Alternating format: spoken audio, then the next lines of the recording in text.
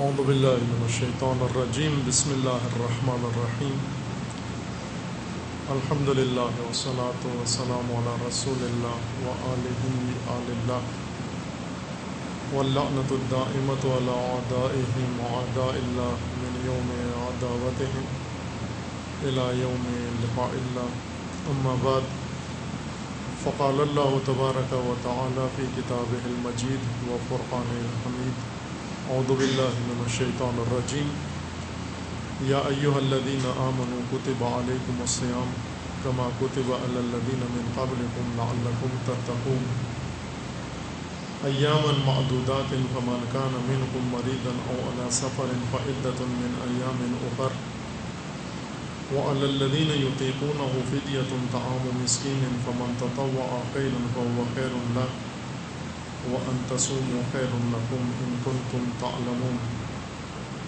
شَهْرُ رَمَضَانَ الَّذِي أُنزِلَ فِيهِ الْقُرْآنُ هُدًى لِلنَّاسِ وَبَيِّنَاتٍ مِّنَ الْهُدَى وَالْفُرْقَانِ فَمَن شَهِدَ مِنكُمُ الشَّهْرَ فَلْيَصُمْهُ وَمَن كَانَ مَرِيضًا أَوْ عَلَى سَفَرٍ فَعِدَّةٌ مِّنْ أَيَّامٍ أُخَرَ يُرِيدُ اللَّهُ بِكُمُ الْيُسْرَ وَلَا يُرِيدُ بِكُمُ الْعُسْرَ وَلِتُكْمِلُوا الْعِدَّةَ وَلِتُكَبِّرُوا اللَّهَ عَلَى مَا هَدَاكُمْ وَلَعَلَّكُمْ تَشْكُرُونَ وَإِذَا سَأَلَكَ عِبَادِي عَنِّي فَإِنِّي قَرِيبٌ أُجِيبُ دَعْوَةَ الدَّاعِ إِذَا دَعَانِ فَلْيَسْتَجِيبُوا لِي وَلْيُؤْمِنُوا بِي لَعَلَّهُمْ يَرْشُدُونَ صدق اللہ العلی العظیم۔ انشاءاللہ خداوند تبارک و تعالی آپ تمام روزہ داروں اور عبادت گزاروں کے اعمال صالحہ و صیام و طعام و قیام اپنی بارگاہ میں قبول فرمائے اور پروردگار تمام مومنین کے اعمال صالحہ میں خلوص و اخلاص عطا فرمائے۔ فلسفہ روزہ موضوع سخن ہے۔ وہ عظیم عبادت اور عمل جس کی توفیق پروردگار نے فراہم کی ہے ماہ مبارک رمضان کی صورت میں۔ روزہ چونکہ عبادات میں سے ہے وہ ایک اہم عبادت ہے، اس کی حکمت اور راز اور فلسفہ سمجھنے کے لیے پہلے عبادت کا مفہوم، عبادت کی حقیقت اور عبادت کا رمز و راز انسان کو سمجھ میں آ جائے، تاکہ مصادیق عبادت جیسے نماز ہے اور روزہ ہے اور دیگر عبادات و اعمال عبادی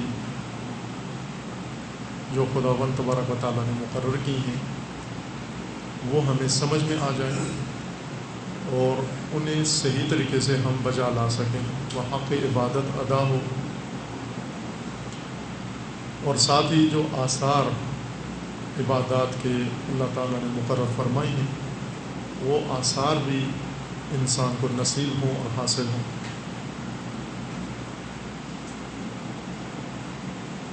انسان کی بہت اہم ضرورت ہے عبادت۔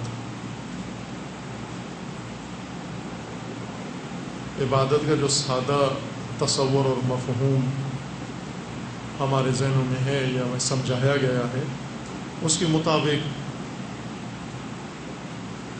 گویا خدا کی کوئی ضرورت ہے عبادت، کیونکہ بندوں سے اس نے طلب کیا ہے یہ عمل کہ آپ اللہ کی خاطر یہ کام انجام دیں، نماز اللہ کے لیے پڑھیں، روزہ اللہ کے لیے رکھیں، اور اگر انسان نے عبادت ترک کی تو خدا ناراض ہوگا، خدا سزا دے گا ہمیں۔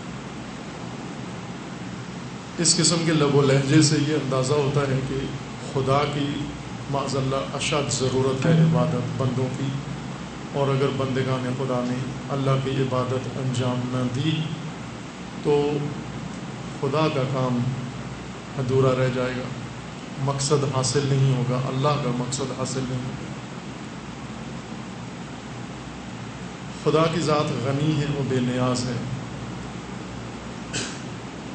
تمام کائنات سے بے نیاز ہے، عالم ہستی سے بے نیاز ہے، خصوصاً انسان سے بے نیاز ہے، اور انسان کے اعمال اور انسان کی عبادات و تسبیحات و اعمال صالحہ و ہر چیز سے خدا کی ذات بے نیاز ہے۔ چونکہ خدا کی ذات خالق انسان ہے، خالق کبھی بھی اپنی مخلوق کا محتاج نہیں ہو سکتا، اور خالق کبھی نیاز مند نہیں ہو سکتا۔ جو نیاز مند ہے وہ خالق نہیں ہو سکتا۔ نیاز مند کبھی خدائی کے درجے پہ نہیں فائز ہو سکتا، نہیں پہنچ سکتا۔ پروردگار کا فرمان ہے انسانوں کو کہ انتم الفقراء الی اللہ، تم سب محتاج ہو خدا کے، واللہ هو الغنی، اور خدا کی ذات بے نیاز ہے۔ غنی عن العالمین، تمام عالمین سے، وہ تمام جہانوں سے، تمام ما سوی اللہ، ہر چیز سے خدا کی ذات بے نیاز ہے۔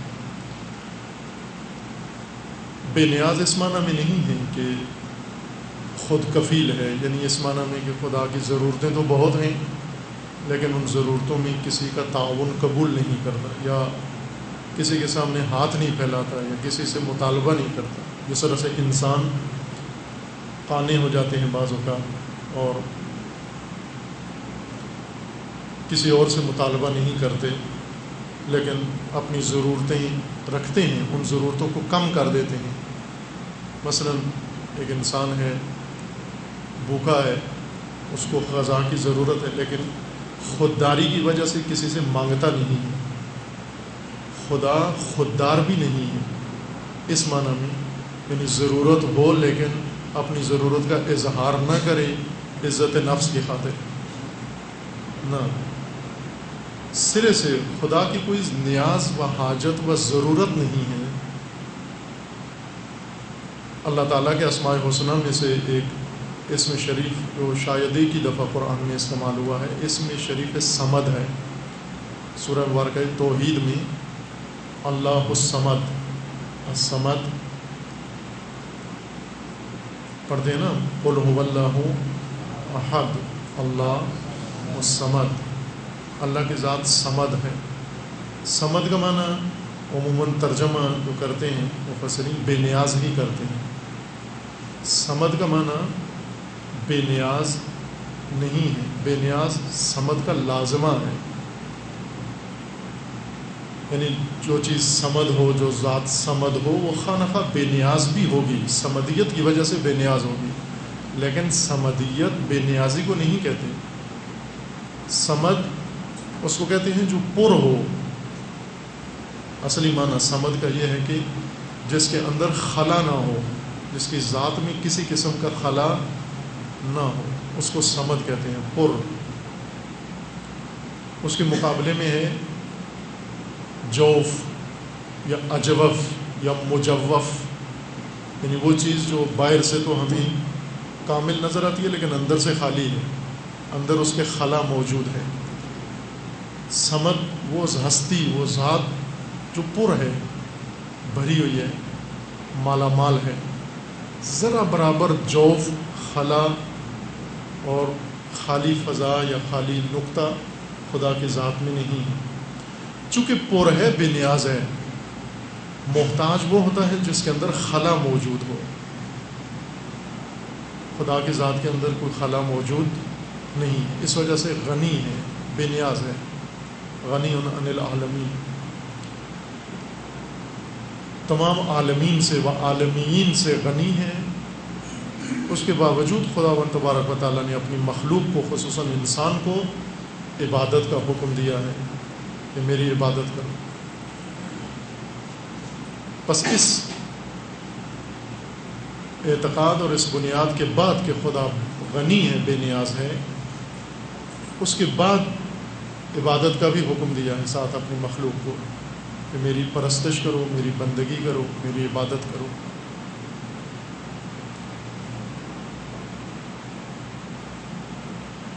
چونکہ یہ بندگی و عبادت اور پرستش مخلوق کے لیے ضروری ہے، مخلوق کو خدا نے بے نیاز پیدا نہیں کیا، محتاج پیدا کیا ہے۔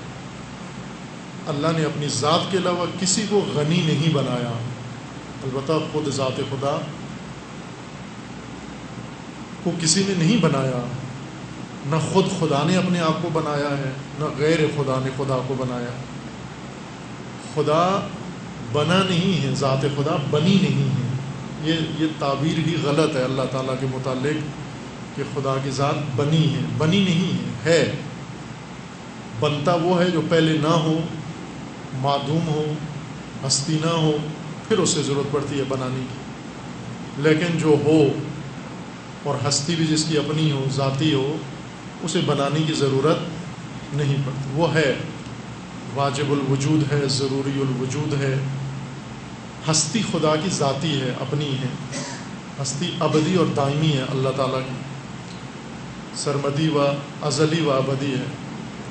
لیکن ما سوی اللہ ہر چیز کو بنانے کی ضرورت ہے۔ عموماً بچوں کے ذہن میں یہ سوال ہوتا ہے جب انہیں ہم اللہ کا تصور بچوں کے ذہنوں میں ڈالتے ہیں کہ ہر چیز خدا نے بنائی ہے، تو وہ جب یہ سوچتا ہے کہ ہر چیز کو اللہ نے بنایا ہے تو اللہ کو کس نے بنایا؟ یہ بچگانہ سوال ہے جو عموماً بڑے ہونے کے بعد بھی رہتا ہے ذہن میں۔ بچپنا ہمارا آتا ہے ساتھ ساتھ، بعض اوقات بچپنے کی عادتیں ساتھ ساتھ چلتی ہیں بڑھاپے تک، بعض اوقات بچپنے کا مزاج بڑے ہونے تک ساتھ چلتا ہے، بعض بڑے ہو کر بھی بچپن میں ہی رہتے ہیں، بچگانہ مزاج ہوتا ہے، بچگانہ طور طریقے ہوتے ہیں۔ اور بعض اوقات بچگانہ سوالات انسان کے ساتھ چلے آتے ہیں، بڑھاپے تک چلے آتے ہیں۔ انسان بوڑھا ہو جاتا ہے لیکن سوالات وہی بچپن کے بچوں کے سوال ہیں۔ ان سوالوں میں سے جو بچگانہ سوال ہے، ایک طفلانہ سوال، وہ یہی ہے کہ خدا کو کس نے بنایا ہے؟ کیوں؟ چونکہ بچے نے یہ سنا ہوا ہے کہ ہر چیز کو کسی نے بنایا ہے، بس خدا کو بھی کسی نے بنایا ہے۔ یہ بچے بعض اوقات پوچھ بھی بیٹھتے ہیں، اپنے ماں باپ سے پوچھتے ہیں کہ بابا اللہ کو کس نے بنایا ہے؟ ان کے پاس کوئی جواب نہیں ہوتا۔ اگر یہ کہیں کہ اللہ کو کسی نے نہیں بنایا، وہ حل نہیں ہوتی مشکل اس کے لیے۔ کیوں؟ آپ تو کہہ رہے تھے کہ ہر چیز کو کسی نے بنایا ہے، اور کوئی چیز اس عالم میں ایسی نہیں ہے جسے کسی نے نہ بنایا ہو۔ ہر چیز کو اللہ نے بنایا، بس اللہ کو کس نے بنایا ہے؟ یہ بچگانہ سوال ہے، حکیمانہ سوال نہیں ہے، بہت عالمانہ عارفانہ سوال نہیں ہے، بچگانہ سوال ہے۔ جس طرح سے حضرت امام صادق علیہ السلام کے پاس ایک شخص آیا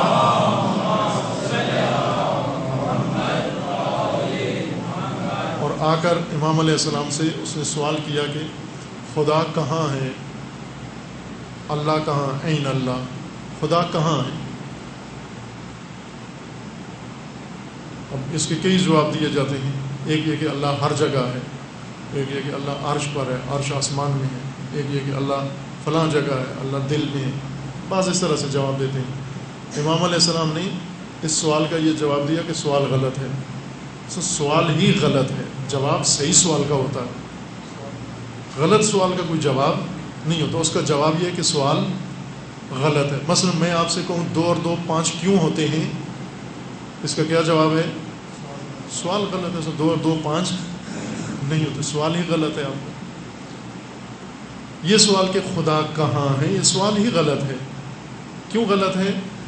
اس لیے کہ آپ جو پوچھ رہے ہیں کہ اللہ کہاں ہے، تو اللہ کا مکان پوچھ رہے ہیں، جگہ پوچھ رہے ہیں، اور اللہ ایسی ذات ہے جس کی کوئی جگہ نہیں، کوئی مکان نہیں، بے نیاز ہے۔ جگہ اور مکان جسمانی چیزوں کے لیے ہوتا ہے، ہر چیز کے لیے نہیں ہوتا۔ نہ صرف اللہ بلکہ اللہ کے علاوہ بھی بہت ساری مخلوقات بھی ایسی ہیں جن کی کوئی جگہ اور کوئی مکان نہیں ہے، ان کے متعلق بھی اگر پوچھا جائے وہ کہاں ہیں تو بھی سوال غلط ہے۔ مثلا اگر پوچھا جائے فرشتے کہاں ہیں، سوال غلط ہے چونکہ وہ بھی جسمانی چیزیں نہیں۔ حتیٰ پوچھا جائے آپ کی روح کہاں ہے، انسان کی روح کہاں ہے، یہ بھی سوال غلط ہے چونکہ روح بھی جسمانی نہیں ہے، غیر جسمانی چیز ہے۔ بھلے یہ پوچھ سکتے ہیں کہ میرا جسم کہاں ہے، میرا ہاتھ کہاں ہے، میرا لباس کہاں ہے، میرا سر کہاں ہے، جسمانی امور کے بارے میں پوچھیں گے وہ کہاں ہے۔ جو چیز جسمانی ہی نہیں ہے اس کے بارے میں کیا معلوم؟ غلط ہے، یہ پوچھنا ہی غلط ہے کہ وہ کہاں ہے۔ حتیٰ اس سے بھی زیادہ عام اور سادہ بات یہ ہے کہ آپ کی معلومات کہاں ہیں، معلومات، علم، آپ کا علم کہاں ہے، نالج کہاں ہے۔ اگر یہ کہیں کتابوں میں ہے تو بھی غلط ہے، اگر یہ کہیں مغز میں ہے تو بھی غلط ہے. اگر یہ خلیات میں ہے، مغز کے خلیات میں ہے تو بھی غلط ہے. آپ جا کے ان خلیات کو ٹیسٹ کروا کے دیکھ لیں لیبارٹری میں، ان میں کوئی نالج نہیں ہے. ڈاکٹر صاحب بیٹھے ہوئے ہیں، یہ تصدیق و تائید کریں گے کہ آج تک کسی کی کھوپڑی کے آپریشن سے اندر سے علم برآمد نہیں ہوا. ہر چیز کھوپڑی سے نکلتی ہے سوائے علم. بس علم کہاں ہے؟ اس سوال غلط ہے، علم کہاں ہے؟ کیونکہ علم جسمانی چیز نہیں ہے، علم غیر جسمانی چیز ہے. چونکہ غیر جسمانی چیز ہے، بس یہ نہ پوچھو کہ وہ کہاں ہے. کہاں کا سوال وہ اس کے بارے میں ہوتا ہے جس کی، مثلا آپ ایک غیر شادی شدہ آدمی سے پوچھیں آپ کے بچے کہاں ہیں، اس نے شادی نہیں کی ہے تو بچے کہاں ہیں؟ سوال غلط ہے نا، سوال ہی غلط. آپ یہ سوال غلط ہے. اگر وہ جواب دے بھی تو اس نے اشتباہ کیا، جواب دے کر بھی غلط کیا اس نے. کہ اگر اسے غیر شادی شدہ آدمی سے پوچھیں آپ کے بچے کہاں ہیں تو وہ کوئی جواب دے دے ایسا الٹا سیدھا، غلط کیا. یعنی ایک تو سوال غلط ہوا، دوسرا جواب غلط. دو غلطیاں ہوئی ہیں یہاں پر. یہ سوال غلط ہے چونکہ اس نے شادی ہی نہیں کی. جو جسم ہی نہیں رکھتا اس کے بارے میں نہیں پوچھا جاتا وہ مکان کہاں. اسی طرح یہ سوال کہ اللہ کو کس نے بنایا ہے، یہ سوال غلط ہے. کیوں غلط ہے؟ چونکہ ہر چیز بنانے کی محتاج نہیں ہوتی. وہ چیز بنائی جاتی ہے جو پہلے نہ ہو، جو نہ ہو اسے بنایا جاتا ہے.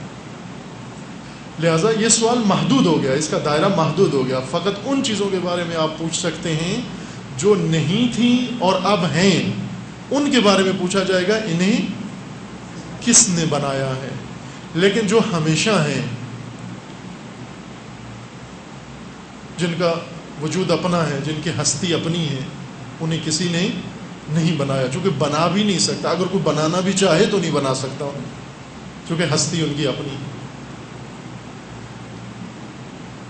ایسی ذات بنانے سے بے نیاز ہے، عمل سے بے نیاز ہے، عبادتوں سے بے نیاز ہے.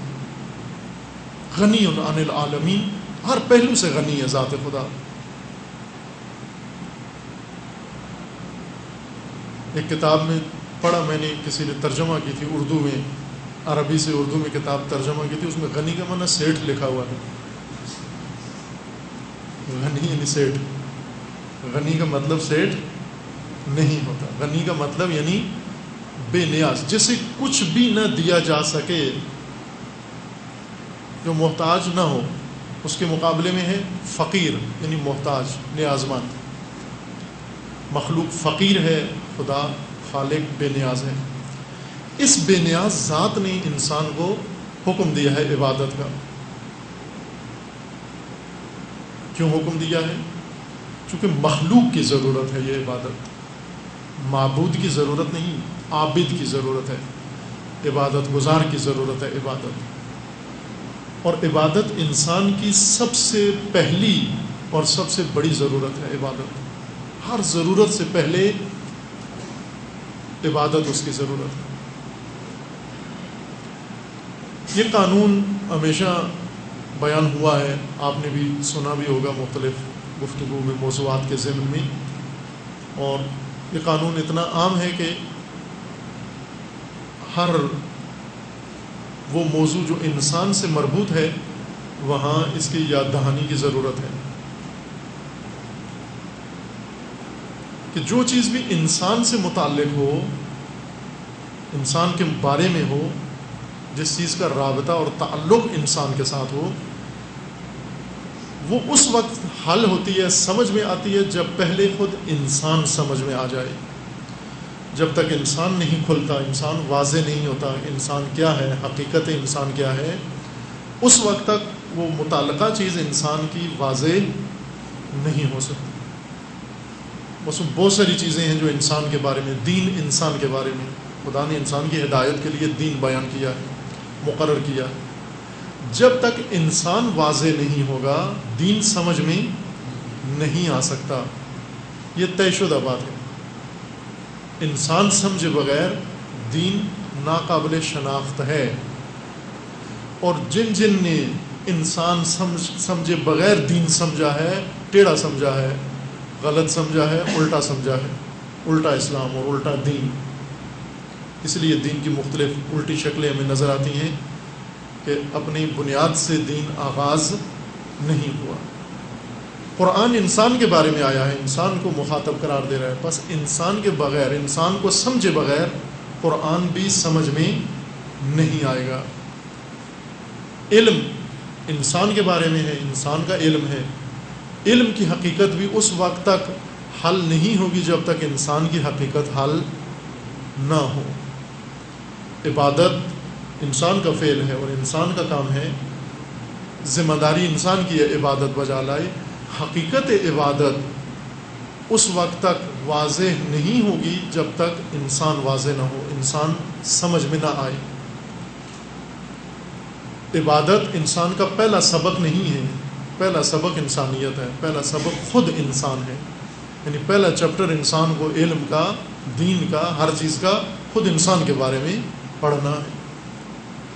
لہٰذا قرآن میں بھی آپ دیکھیں، اس سے پہلے کہ انسان کو دین سکھایا جائے، پہلے انسان کو انسان سمجھایا گیا ہے۔ اس سے پہلے کہ انسان کو عبادتیں بتائی جائیں، پہلے انسان کو انسان بتایا گیا ہے کہ انسان کیا ہے۔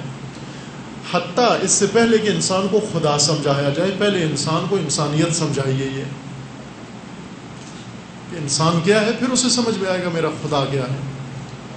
اور یہی مطلب ہمیں دینی تعلیمات میں بھی ملتا ہے اور عقلی دلائل میں بھی یہی مطلب ملتا ہے ہمیں۔ دینی تعلیمات میں سب سے واضح نص جو حدیث کی صورت میں ہے، نبوی بھی ہے اور علوی بھی ہے، یہ حدیث من عرف نفسہ فقد عرف ربہ، جس نے اپنے آپ کو پہچانا اس نے اپنے رب کو پہچانا ہے۔ یعنی معرفت اپنی، یہ مقدمہ ہے اپنے رب کی معرفت کا، اپنی کائنات کی معرفت کا، اپنے دین کی معرفت کا، اور ہر چیز کی معرفت کا آغاز خود اپنی ذات کی معرفت ہے۔ پس پہلے انسان واضح ہو، انسان کھلے، تاکہ ہمیں پتہ چلے کہ انسان کی کس جگہ عبادت کی ضرورت ہے، کون سا حصہ انسان میں عبادت کا محتاج ہے۔ جس طرح جسمانی طور پر ہمیں اطباء بتاتے ہیں کہ یہ چیزیں آپ کی ضرورت ہیں، یہ غذائیں آپ کی ضرورت ہیں، یہ دوائیں آپ کی ضرورت ہیں، یہ خوراکیں آپ کی ضرورت ہیں، یہ وٹامنز آپ کی ضرورت ہیں، یہ چیزیں ساری آپ کی ضرورت ہیں۔ کیوں بتاتے ہیں ہمیں؟ چونکہ انہوں نے پہلے انسانی جسم کو مکمل تشریح کر کے پڑھا ہوتا ہے، اور انہیں معلوم ہے کہ انسان کے اندر کیا کیا ہے، کیا نظام ہے، اور ہر چیز کو کس کی ضرورت ہے۔ انسان کو خدا نے اتنا پیچیدہ بنایا ہے، اتنا پیچیدہ بنایا ہے کہ حتیٰ اس کے ایک عضو کو بھی اگر سمجھنے کی کوشش کی جائے تو حیرت کی ایک عظیم دنیا ہے انسان۔ ایک معمولی حصہ بھی انسان کا، اگر آنکھ کوئی کھول کے دیکھیں کہ آنکھ کا نظام اللہ نے کیسے بنایا ہے، حیرت کی عجیب و غریب دنیا ہے انسان۔ ایک ڈاکٹر ہیں، میڈیکل ڈاکٹر ہیں، الیکسس کارل، فرانسیسی ڈاکٹر ہیں، انہوں نے کتاب لکھی ہے انسان کے بارے میں، انسان موجود ناشناختہ، بہت عمدہ کتاب ہے، پڑھنے کی کتاب ہے۔ صرف اس انسان کے جسمانی پہلو کو اس کتاب کے اندر انہوں نے واضح کیا ہے کہ انسان کی جسمانی بناوٹ جو اللہ تعالیٰ نے بنائی ہے، قرار دی ہے، اس قدر حیرت ناک ہے، شگفت آور ہے، وہ حیرت انگیز کہ پتہ چلتا ہے کہ انسان ابھی تک خود انسان کے لیے واضح نہیں ہے، حتیٰ جسمانی حقیقت انسان کی۔ لیکن جتنی معرفت ابھی تک انسان نے حاصل کی ہے، اور وہ بھی تھوڑی نہیں ہے، بہت بڑی معرفت انسان کو انسان ہی کے بارے میں حاصل ہوئی ہے۔ اس وقت اگر مثلا صرف آنکھ جو چھوٹا سا عضو ہے، اس کے بارے میں جتنی کتابیں اور جتنی تحقیقات اور جتنی ریسرچ ہو چکی ہے، اگر وہ کوئی پڑھنا چاہے تو ایک پوری عمر چاہیے صرف آنکھ کے بارے میں انسانی تحقیقات کا مطالعہ کرنے کے لیے۔ ایک عمر چاہیے انسان کو، کئی دہائیاں عمر چاہیے تاکہ یہ پتہ چلے کہ آنکھ کیا ہے انسان کی، اس قدر حیرتناک ہے۔ ظاہر ہے جو آنکھ کی تشریح پڑھ چکے ہیں، آنکھ کی حقیقت جانتے ہیں، اب انہیں معلوم ہے کہ آنکھ کی ضروریات کیا کیا ہیں، آنکھ کو کیا چاہیے، کیا ضرورت ہے، اور کیا چیزیں ممنوع ہیں آنکھ کے لیے، کیا کیا چیزیں مضر ہیں آنکھ کے لیے، کیا کیا چیزیں نقصان دہ ہیں آنکھوں کے لیے۔ اس وقت ہم مبتلا ہیں آنکھوں کی بیماریوں میں سبھی، شاید ہی کوئی ایسا انسان ہو جو اس وقت صحیح و سالم ہو، جس کے اندر کوئی بیماری نہ ہو، شاید نہ ہو ایسا کوئی بشر روئے زمین پر جس کے اندر کوئی بیماری نہ ہو. چیک نہیں کراتے سمجھتے ہیں ہم ٹھیک ٹھاک ہیں. میں بھی جب چیک نہیں کراتا تھا سمجھتا تھا بالکل ٹھیک ہوں، لیکن ایسے نہیں ہے. معائنہ کرانے سے پتہ چلتا ہے کہ اندر بہت کچھ ہے. کبھی آنکھ میں موتیا آ جاتا ہے، کبھی آنکھ میں کیا آ جاتا ہے، کبھی آنکھ میں کوئی اور مشکل پیدا ہو جاتی ہے. کیوں؟ اس وجہ سے کہ جو ضرورتیں ہیں آنکھوں کی وہ ہم پوری نہیں کرتے. دانتوں کی جو ضرورتیں ہیں وہ ہم پوری نہیں کرتے. دانت خراب ہو جاتے ہیں، بیمار ہو جاتے ہیں، گر جاتے ہیں، درد ہوتا ہے ان میں، بیماریاں لگ جاتی ہیں ان کو. ہر عضو کی جو ضرورت ہے اگر وہ پوری نہ کی جائے وہ عضو ناکارہ ہو جاتا ہے. اللہ تعالیٰ نے اس عضو کی غذا مقرر کی ہے. دانت کی جو غذا ہے وہ دانت کو پہنچنی چاہیے. دانت کی حفاظت کے لیے جو کچھ ضروری ہے وہ انجام پانا چاہیے تاکہ دانت محفوظ رہیں. آنکھ کی جو ضرورت ہے وہ آنکھ تک پہنچنی چاہیے. آنکھ کی حفاظت کے لیے جو کچھ ہے قاعدہ اور طور طریقہ وہ انجام دینا چاہیے تاکہ آنکھ ہماری سالم رہے. اور اسی طرح دیگر اعضاء.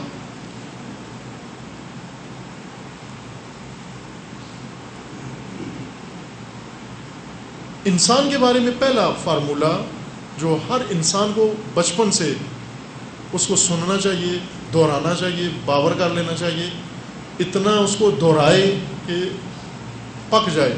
رٹا لگا اتنا، جسے کہتے ہیں نا پکا لیا، سبق پکا لیا ہم نے. پکا ہوا سبق پھر کبھی زندگی میں بھولتا نہیں ہے. قرآن پڑھتے تھے ہم بزرگوں کے پاس جب بہت چھوٹے تھے بچپن میں، تو وہ پکاتے تھے سبق ہمیں. اب بڑے ہو گئے ہیں تو یہ رٹاتے ہیں، اس وقت وہ پکاتے تھے. وہ کہتے تھے پکا ہے، سنتے تھے، انہیں اندازہ ہو جاتا تھا کہ پکا ہے یا نہیں پکا. سنتے تھے، جب ہم وہ دوڑاتے تھے کہتے تھے ابھی نہیں پکا، ابھی اور پڑھو اس کو. جھوم جھوم کے پڑھتے رہتے تھے. پھر دیکھتے تھے اب پک گیا ہے. شاید ہفتہ ہفتہ ایک ایک لفظ دہراتے رہتے تھے. پھر جب انہیں اندازہ ہو جاتا اب پک گیا ہے پھر آگے چلتے تھے. اور یہی بہترین طریقہ ہے. جو چیز پک جائے وہ وجود کا حصہ بن جاتی ہے. جو چیزیں ہم سرسری ایک دفعہ مطالعہ کرتے ہیں، گزر جاتے ہیں اور سمجھتے ہیں یہ سمجھ میں آ گئی ہے، وہ پکتی نہیں ہے. وہ ایسے تھوڑا سا نشان پڑتا ہے، ہم سمجھتے ہیں کہ آ گئی، میرے وجود کے اندر آ گئی ہے. تھوڑے عرصے کے بعد وہ نکل جاتی ہے. پکائیں اس کو، خوب پکائیں. کچھ سبق پکانے کے ہوتے ہیں، ان میں سے یہ مطلب جو ابھی عرض ہونے والا ہے یہ پکانے کا مطلب ہے.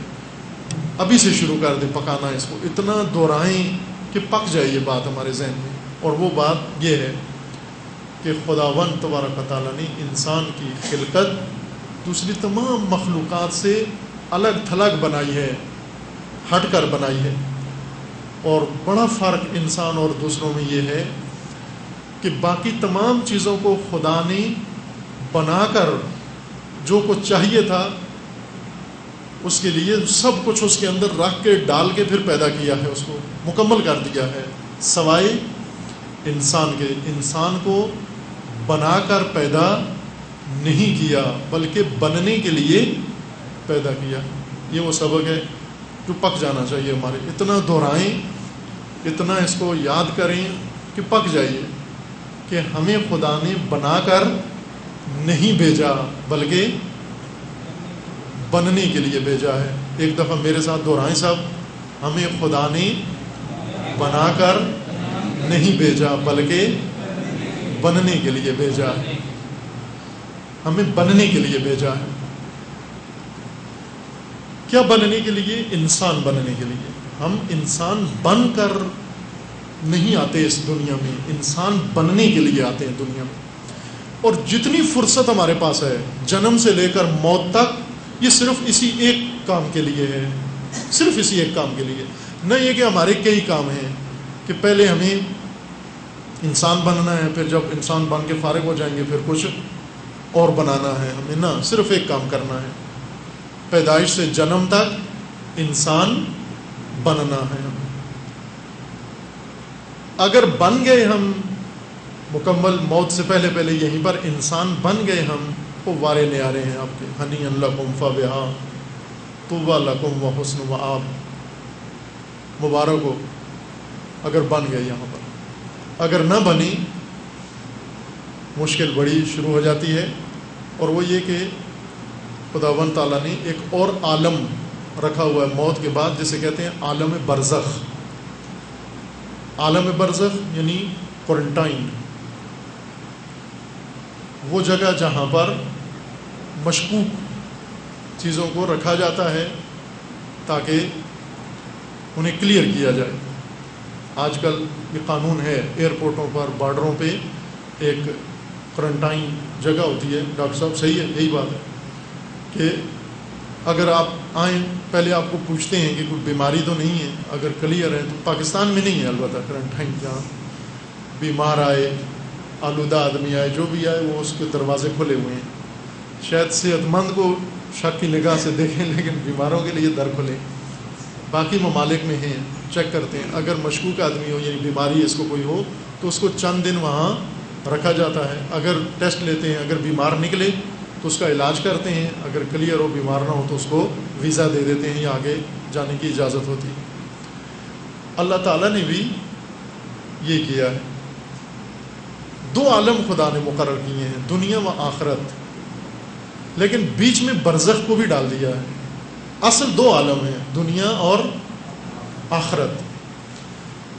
دنیا بننے کے لیے ہے اور آخرت بن کر پہنچنا، جہاں پہنچنا، جو ٹھکانہ ہے ہمارا، منزل ہے، بن کر جہاں پہنچنا ہے وہ آخرت ہے۔ لیکن جو دنیا میں بن جاتے ہیں انہیں خدا فوراً آخرت میں منتقل کر دیتا ہے، برزخ میں رکھے بغیر۔ جو ہی مرتے ہیں فوراً آخرت میں پہنچ گئے، اپنے ٹھکانے پہ، منزل پہ پہنچ گئے۔ لیکن جو نہیں بن سکے، ابھی مکمل نہیں ہوئے، ادھورے ہیں، یا بننا شروع ہی نہیں کیا تھا، یا بنے تو کچھ اور ٹیڑھے بن گئے، یا بننا شروع کیا تھا لیکن بڑی سلو سپیڈ سے بنی، ابھی بنیادیں بھی نہیں رکھیں اور موت آ گئی، حضرت اسرائیل نے فرصت چھین لی، نامکمل ہے، آخرت کے قابل نہیں ہے۔ آخرت میں مکمل لوگوں کو بھیجا جائے گا، مکمل دونوں طرف، یا انسان مکمل بن کے جائیں یا پھر انسانیت کے علاوہ کسی دوسری لا پر جائیں، مکمل ہونے کے بعد آخرت میں جائیں گے۔ آخرت مکمل لوگوں کی جگہ ہے، جہنم بھی اور جنت بھی۔ جہنم بھی مکمل لوگ جائیں گے، ادھورے نہیں جائیں گے، اور جنت میں بھی مکمل لوگ جائیں گے جنہوں نے دنیا میں اپنی تکمیل کر لی ہے، اپنا نصاب پورا کر لیا جنہوں نے، وہ جائیں گے آخرت میں، جنت میں۔ یہ جو ادھورے ہیں، جو مکمل مجرم بھی نہیں بنے اور مکمل انسان بھی نہیں بنے، ان کے لیے برزخ کا عالم ہے، بہت بڑا عالم، لامتناہی عالم اور سخت عالم ہے۔ ایسا عالم ہے کہ جس میں ضرورتیں ساری موجود ہیں لیکن اب عمل کی گنجائش نہیں۔ جیسے کہ مثلا یہاں کھانا لگایا جائے، وہ کھا لیں، لوگ کھا لیں، جتنا کھانا جس نے کھانا ہوا پیٹ بھر کے کھا لیا، چونکہ اس کے بعد روزہ شروع ہو جائے گا اور روزے میں کھانے کی اجازت نہیں۔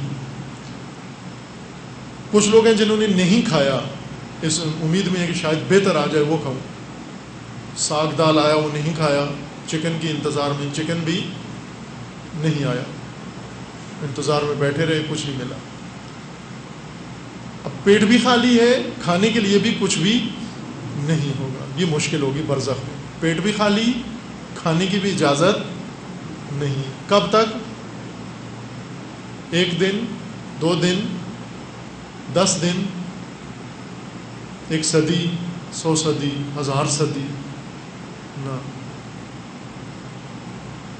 ہزاروں سال، ہزارہا سال ناقص و ادھورے پڑے ہیں، بیمار پڑے ہیں، عمل بھی نہیں کر سکتے، اب عمل کی توفیق چھن گئی۔ پھر کیوں یہاں رکھا ہوا ہے؟ یہاں کیوں رکھا ہوا ہے جب کرنے بھی کچھ نہیں دیتے، آگے بھی نہیں جانے دیتے؟ مشکل یہی ہے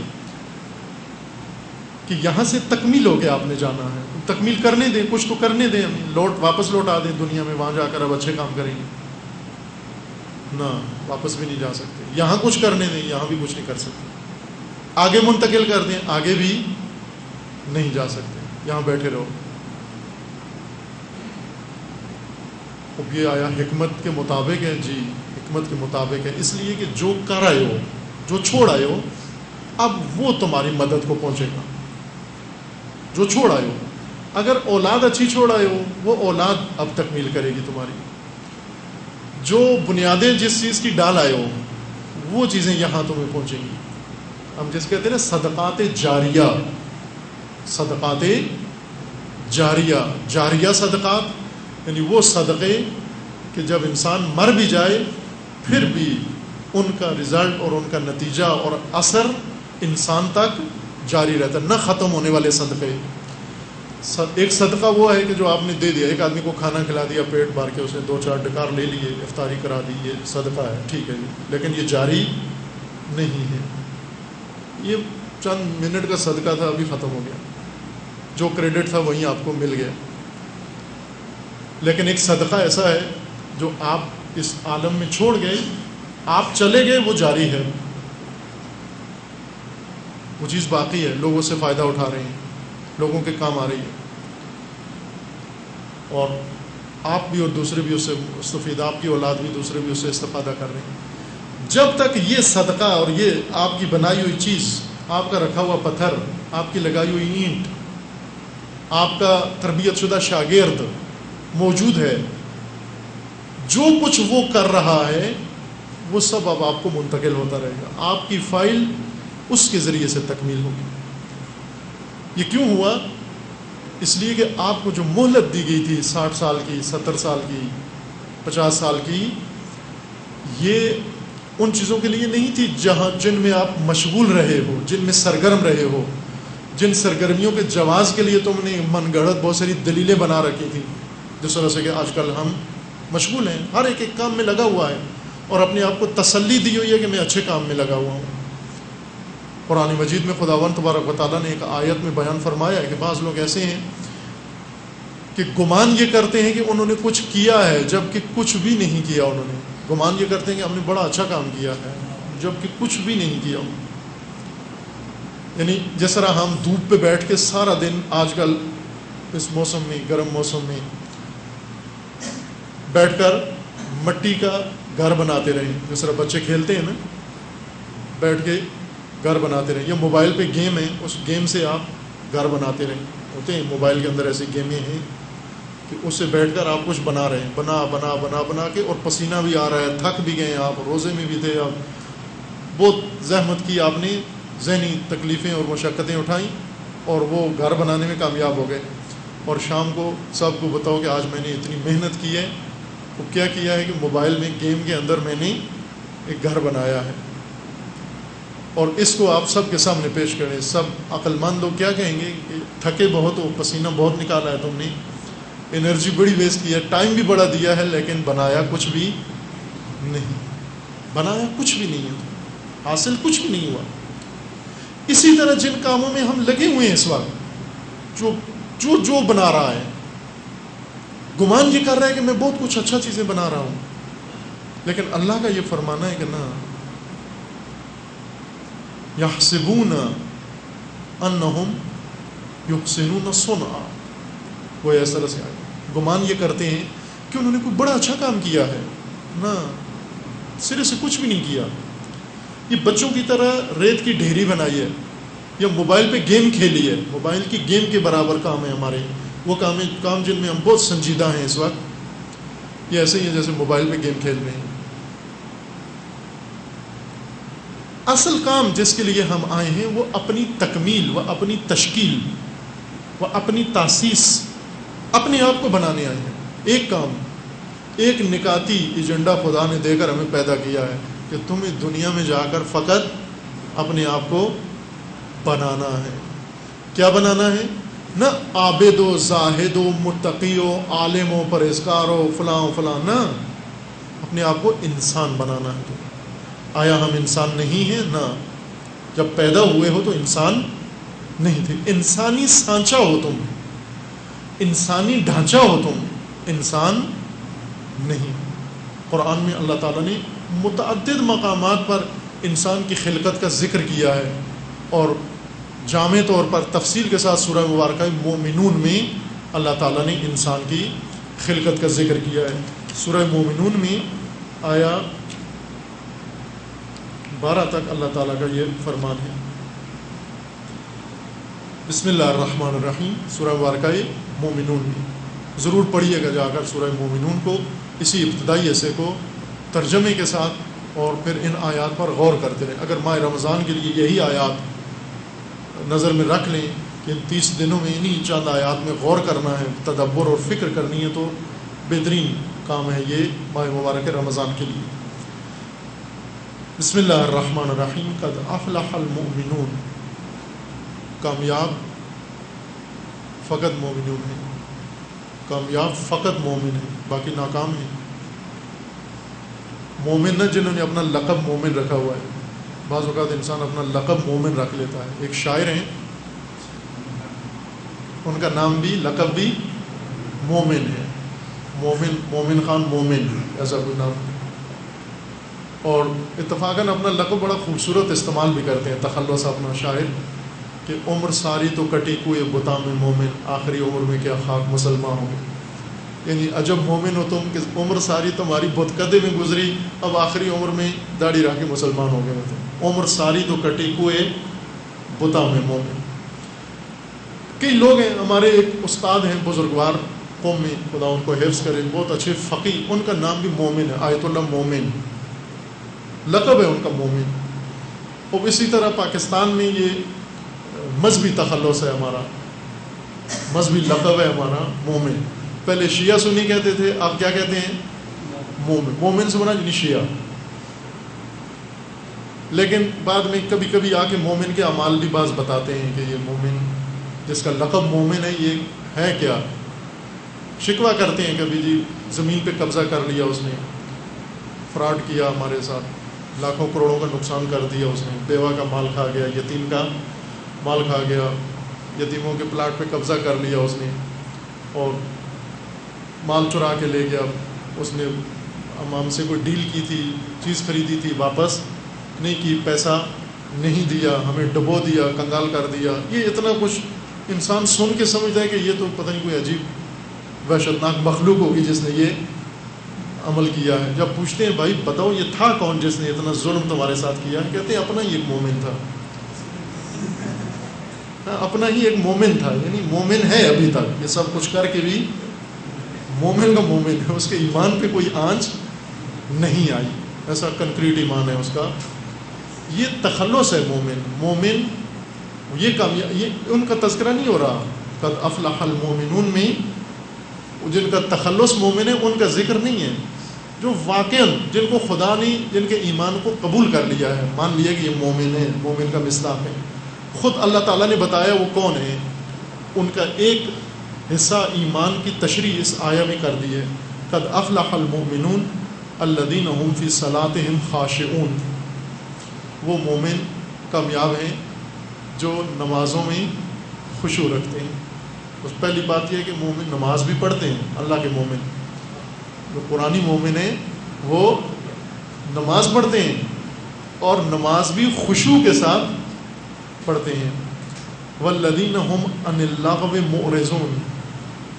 وہ جو بے فائدہ چیزوں سے پرہیز کرتے ہیں، بے فائدہ چیزوں سے، نہ صرف حرام سے، بے فائدہ یعنی جن چیزوں کے اندر کوئی فائدہ نہیں ہے ان سے پرہیز کرتے ہیں. لاغو بےہودہ، بے فائدہ، لا یعنی.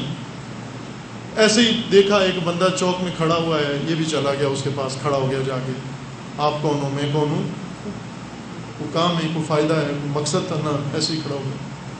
مومن یہ کام نہیں کرتا. مومن لا یعنی کام، بے فائدہ کام نہیں کرتا. مومن رانگ نمبر پہ 45 منٹ گفتگو نہیں کرتا. وہ کہتے ہیں نا گھر والے سارے بیٹھے ہوئے تھے، گھر میں کال آ گئی، خاتون خانہ نے نمبر اٹھایا، 45 منٹ گفتگو کی. جب گھر والوں نے پوچھا کہ کون تھا، کہتی ہے رانگ نمبر تھا. وہ رانگ نمبر پر بھی 45 منٹ گفتگو جو کرے تو کیا گفتگو کی ہوگی ان کے ساتھ. ٹی وی پہ بیٹھے دیکھتے ہی چلے گئے، ہر ایڈ دیکھ رہے ہیں، پر بعد میں کہتے ہیں لا حول ولا قوت، یہ کیا نشر کر رہے ہیں. مومن یہ کام نہیں کرتے، بے فائدہ بےہودہ لا یعنی تلف عمر کرنا یہ نہیں کرتے. والذین هم للزکاۃ فاعلون. مومن زکوٰۃ بھی دیتے ہیں، نہ کہ معاف کرا لیتے ہیں جا کر احتجاج کر کے زکوٰۃ معاف کرا لو نا. مومن وہ ہوتا ہے کہ جلوس نکالتا ہے کہ ہم سے زکوٰۃ لو. خمس دیتا ہے مومن, خمس کھاتا نہیں ہے, زکوٰۃ بھی دیتا ہے. والذین هم لفروجہم حافظون, مومن وہ ہوتا ہے جو اپنی شرمگاہوں کی حفاظت کرتا ہے, بے حیا نہیں ہوتا. اس کو بعض مفسرین نے یہ لکھا ہے کہ مثلا معاذ اللہ مومن فحشا کا مرتکب نہیں ہوتا, یعنی زنا نہیں کرتا نا. شرمگاہ کی حفاظت کرنا کنایا فقط اس عمل سے نہیں ہے. شرمگاہ کی حفاظت کرنا یعنی بطور مطلق باحیا ہوتا ہے, مومن باحیا ہوتا ہے. الا علی ازواجہم او ما ملکت ایمانہم فانہا غیر ملومین, مگر جہاں خدا نے جائز قرار دیا, حلال قرار دیا. فمن ابتغى وراء ذلك فاولئک هم العادون, اس کے علاوہ سب عادون ہیں, ظالم ہیں, متجاوز ہیں. یہ مومن ہیں, باقی متجاوز ہیں, لقب اپنا جو بھی رکھ ہیں وہ متجاوز ہیں. عادون ہیں مومنون کے مقابلے میں, عادون جو یہ کام نہیں کرتے. والذین هم لاماناتہم وعہدہم راعون, مومن وہ لوگ ہوتے ہیں جو امانت دار ہوتے ہیں, امین ہوتے ہیں. امانت صرف یوں نہیں ہے کہ امانت اگر کسی نے پیسے رکھ لیے تو اس کو لوٹا دیتے ہیں, کھاتے نہیں نا. امین اس کو کہتے ہیں جو پہلے امانتیں اٹھاتا ہے, لیتا ہے. امانت ہر اس چیز کو کہتے ہیں جس کو امن کی ضرورت ہو, جس کی حفاظت کی ضرورت ہو, بقا کے لیے امن کی ضرورت ہو. مثلا فرض کر لیں یہ کور ہے یہاں, اگر اس کو ایسے ہی چھوڑ دیا جائے تو کوئی اٹھا کے لے جائے گا. اس کو محفوظ رکھنے کی ضرورت ہے, بچانے کی ضرورت ہے. اگر باہر کوئی ایسی چیز ہے جو بارش میں بھیگ جائے گی, خراب ہو جائے گی, تو اس کو بارش سے بچانے کی ضرورت ہے. امن چاہیے, بارش سے امن چاہیے, اس کو دھوپ سے امن چاہیے, دشمن سے امن چاہیے, چوروں سے امن چاہیے. ہر وہ چیز جس کو اگر امن نہ دیا جائے ضائع ہو جائے گی, اس کو امانت کہتے ہیں. امانتیں یعنی وہ چیزیں, غور کریں, توجہ کریں کیا کہہ رہا ہوں. امانتیں وہ چیزیں جن کو باقی رہنے کے لیے, محفوظ رہنے کے لیے امن کی ضرورت ہے. امن دیا جائے, امنیت دی جائے, سیکیور کیا جائے. امنیت یعنی سیکیورٹی دی جائے, محفوظ رکھیں. مثلا آپ کچھ چیزیں گھر میں کھانا پکا کے رکھیں, گرمی میں خراب ہو جائے گا, اس کو سیکیور کریں, محفوظ رکھیں. کہاں پر؟ فریج میں. اگر نہیں رکھا آپ نے, محفوظ نہیں کر, ضائع ہو جائے گی وہ چیز. بس یہ کھانا امانت بن جائے گی, کیونکہ محتاج امنیت ہے, اس کو محفوظ رکھنے کی ضرورت ہے. امین کون لوگ ہوتے ہیں؟ امین اس کو کہتے ہیں جو ہر اس چیز کو تحفظ دیتا ہے جو محتاج تحفظ ہے. ہر اس چیز کو تحفظ دیتا ہے, اس کو کہتے ہیں امین. اگر اس کے قریب سے آنکھیں بند کر کے گزر جائے اور اس کو تحفظ نہ دے جو چیز محتاج تحفظ ہے, یہ امین نہیں ہے, یہ خائن ہے, یہ خیانتکار انسان گزر کے گیا ہے. ایک چیز بارش میں بھیگ رہی ہے, خراب ہو رہی ہے, یہ آنکھیں بند کر کے گزر گیا, یہ خیانتکار گزرا ہے. امین لوگ, امین انسان نہیں. پہلا مرحلہ امانت داری میں امانتیں اٹھانا ہے, امانتیں اپنے ذمے لینا ہے. یعنی جن چیزوں کو تحفظ کی ضرورت ہے ان کو تحفظ دو, آنکھیں بند کر کے نہ گزر دو. دوسرا مرحلہ, اگر اس چیز کو آپ نے سنبھال لیا تو اب اس کو محفوظ رکھو جب تک وہ اپنے منزل تک, مقصود تک, صاحب تک, مالک تک نہیں پہنچ جاتی. تیسرا مرحلہ امانت کا ادا کرنا ہے, لوٹانا ہے امانت کو. یہ تین مرحلے امانت کے. مومن اس کو کہتے ہیں جو امین ہو, امین. دین امینوں کی طرف سے آیا ہے. جبریل امین, رسول امین. پیغمبر اکرم کی شہرت یہ تھی, مکہ میں لوگ اگر کسی کو جا کر مکہ میں اس وقت پوچھتے کہ مجھے امین سے ملنا ہے, سب کو معلوم تھا امین یعنی محمد امین صلی اللہ علیہ وآلہ وسلم.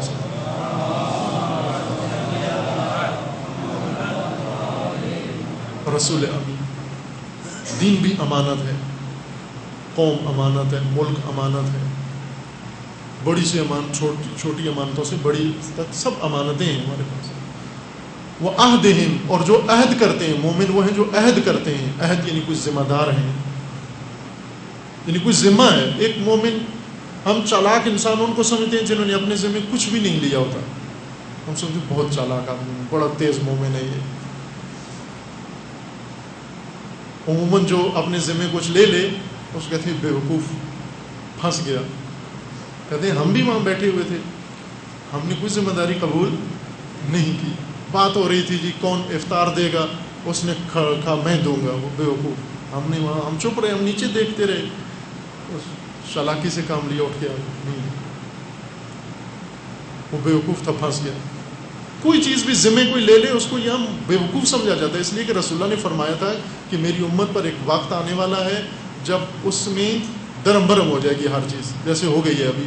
یا بارش ہوتی نہیں ہے، اگر ہو تو سیلابات. درم برم ہو گیا نا ہر نظام، ہر چیز درم برم ہو گئی.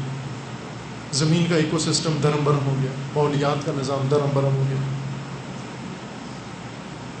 اقدار، ویلیوز درم برم ہو گئی ہیں. منکرات معروف کی جگہ معروف منکرات کی جگہ آ گئی. پردہ کرنا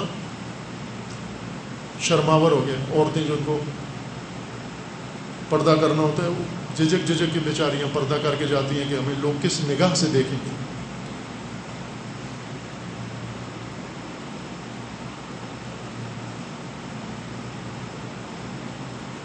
اسی طرح عہد، ذمہ دار لوگوں کو سمجھتے ہیں بے وقوف ہے. اس نے کیوں ذمہ داری لے لی؟ باقی سارے اپنا بزنس کر رہے ہیں، اپنا کاروبار کر رہے ہیں، اپنے گھروں کو سنبھالا ہوا ہے، یہ لگا ہوا ہے مسئلہ خدا کی راہ میں کر رہا ہے. ایسے لوگوں کہتے ہیں بے وقوف. رسول اللہ نے اس زمانے کی پیشن گوئی کی ہوئی تھی. سورہ بقرہ میں ہی ہے نا، جہاں سے دوسرا پارہ شروع ہوتا ہے. خداوند تبارک و تعالیٰ نے اس کو اسی آیا سے تعبیر کیا کہ کچھ لوگ ایسے ہیں جو مسلمانوں کو، مومنین کو کہتے ہیں یہ بے وقوف ہیں. سَيَقُولُ السُّفَهَاءُ، بے وقوف کیا کہیں گے؟ مِنَ النَّاسِ مَا وَلَّاهُمْ عَنْ قِبْلَتِهِمُ الَّتِي كَانُوا عَلَيْهَا قُلِ اللَّهِ الْمَشْرِقُ وَالْمَغْرِبُ يَهْدِي مَن يَشَاءُ إِلَىٰ صِرَاطٍ مُّسْتَقِيمٍ. بے وقوف یہ کہیں گے. بے وقوف کون ہیں؟ جو مسلمانوں کو تانے دیتے ہیں. اور بے وقوف وہ ہے جو بے وقوفوں کے تانے میں آ جاتا ہے. اگر آپ نے ایک بھلائی کا کام کیا، ایک درست راہ انتخاب کیا، ساری دنیا مل کر بھی تانا دیتی رہے، اس کے تانے میں مت آئیں، کیونکہ وہ بے وقوف ہیں. قرآن کی نظر میں وہ سفہاء ہیں، بے وقوف ہیں، احمق. احمقوں کی باتوں میں مت آؤ. عہد لینا، ذمہ داری لینا، یہ مومن وہ ہوتا ہے. والذین هم علی صلواتہم یحافظون، جو پابندی رکھتے ہیں، نمازوں کے پابند ہوتے ہیں. اولئک هم الوارثون، یہ وہ لوگ ہیں جنہیں خدا وارث قرار دے گا اس زمین کا، دین کا، سابقہ نسلوں کا، اپنی میراث کا. الذین یرثون الفردوس هم فیہا خالدون، اور آخری میراث جو خدا انہیں دے گا وہ بہشت، جس میں ہمیشہ کے لیے یہ مومنین رہیں گے. خوب اس مومنین تک، یہ مقام مومنون تک پہنچنے والا کون ہے؟ اس درجہ ایمان تک پہنچنے والا انسان ہے. اس کا نام ہے انسان. انسان نے شروع کہاں سے کیا سفر اپنا؟ وَلَقَدْ خَلَقْنَا الْإِنسَانَ مِنْ سُلَالَةٍ مِنْ طِينٍ. شروع یہاں سے ہوا یہ مومن کہ اس کو ہم نے مٹی سے بنایا. سُلَالَةٍ مِنْ طِين، یعنی مٹی تھی، مٹی سے گارا بنایا. تین کا سلالہ بنایا. سلالہ یہ تین یعنی نچوڑ، جوس، مٹی کا جوس نکالا ہم نے، اور اس سے خلقت انسان کا آغاز ہوا. ثم جعلناہ نطفۃ فی قرار مکین، پھر ہم نے اس کو اگلے مرحلے میں ڈالا. یہ انسان شروع ہوا، یعنی میں اور آپ، ہم سب کی خلقت کا آغاز ہوا مٹی سے. تین بنے، تین سے جوس نکالا، سلالہ. اس نظام کو تشریح کریں ہمیں تو 1 مہینہ وقت چاہیے صرف.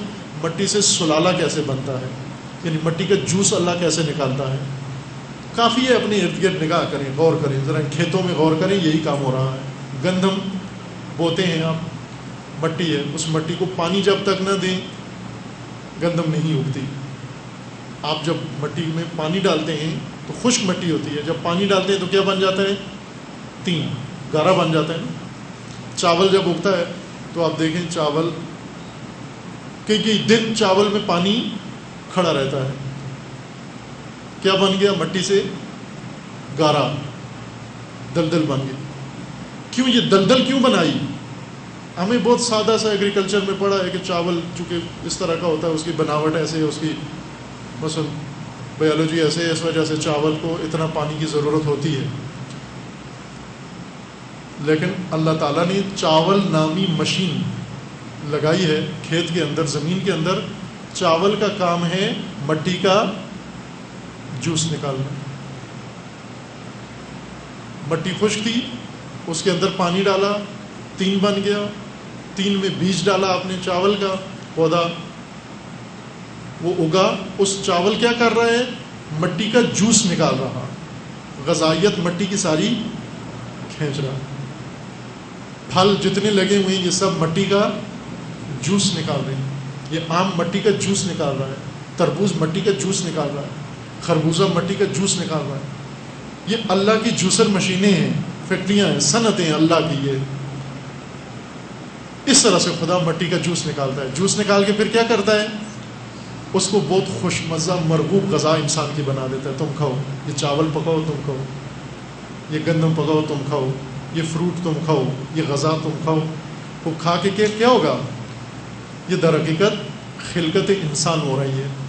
یعنی مٹی سے جوس نکلا، فروٹ میں آیا، فروٹ غذا گندم میں آیا، گندم میں یہ جوس تم نے کھایا، یہ تمہارے بدن میں خون بنا، خون سے پھر آگے نطفہ بنا.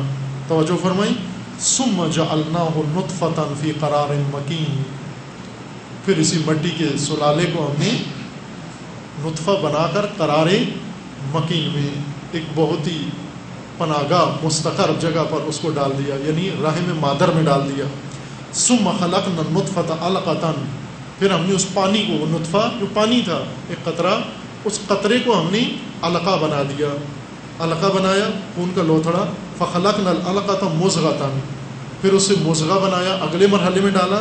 فخلقنا المضغۃ عظاما. پھر اس خون کے لوتھڑے سے ہم نے ہڈی بنائی اسی کے اندر، وہیں سے ہڈی بنی، نہ کہ ہڈی باہر سے جا کے ڈالی اس کے اندر. پانی سے گوشت کا لوتھڑا بنا، خون بنا، خون سے لوتھڑا بنا، لوتھڑا ہڈی بن گیا.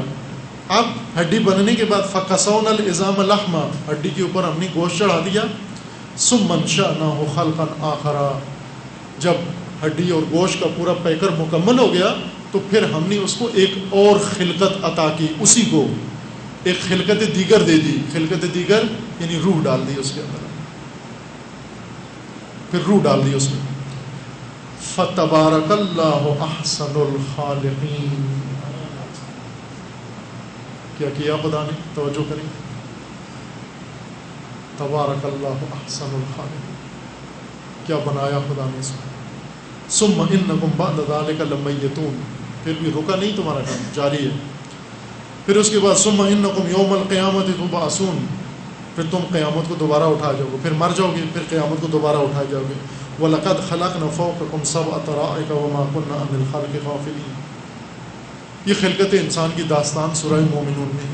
اس داستان سے کیا سمجھ میں آتی ہے کہ خداوند تبارک و تعالیٰ نے انسان کی خلقت مٹی سے شروع کی، اور ماں کے جسم سے، ماں کے رحم سے اور پیٹ سے، بطن مادر سے جب ہم پیدا ہوتے ہیں تو مکمل انسان نہیں بنے، انسانیت کا سانچہ بنے.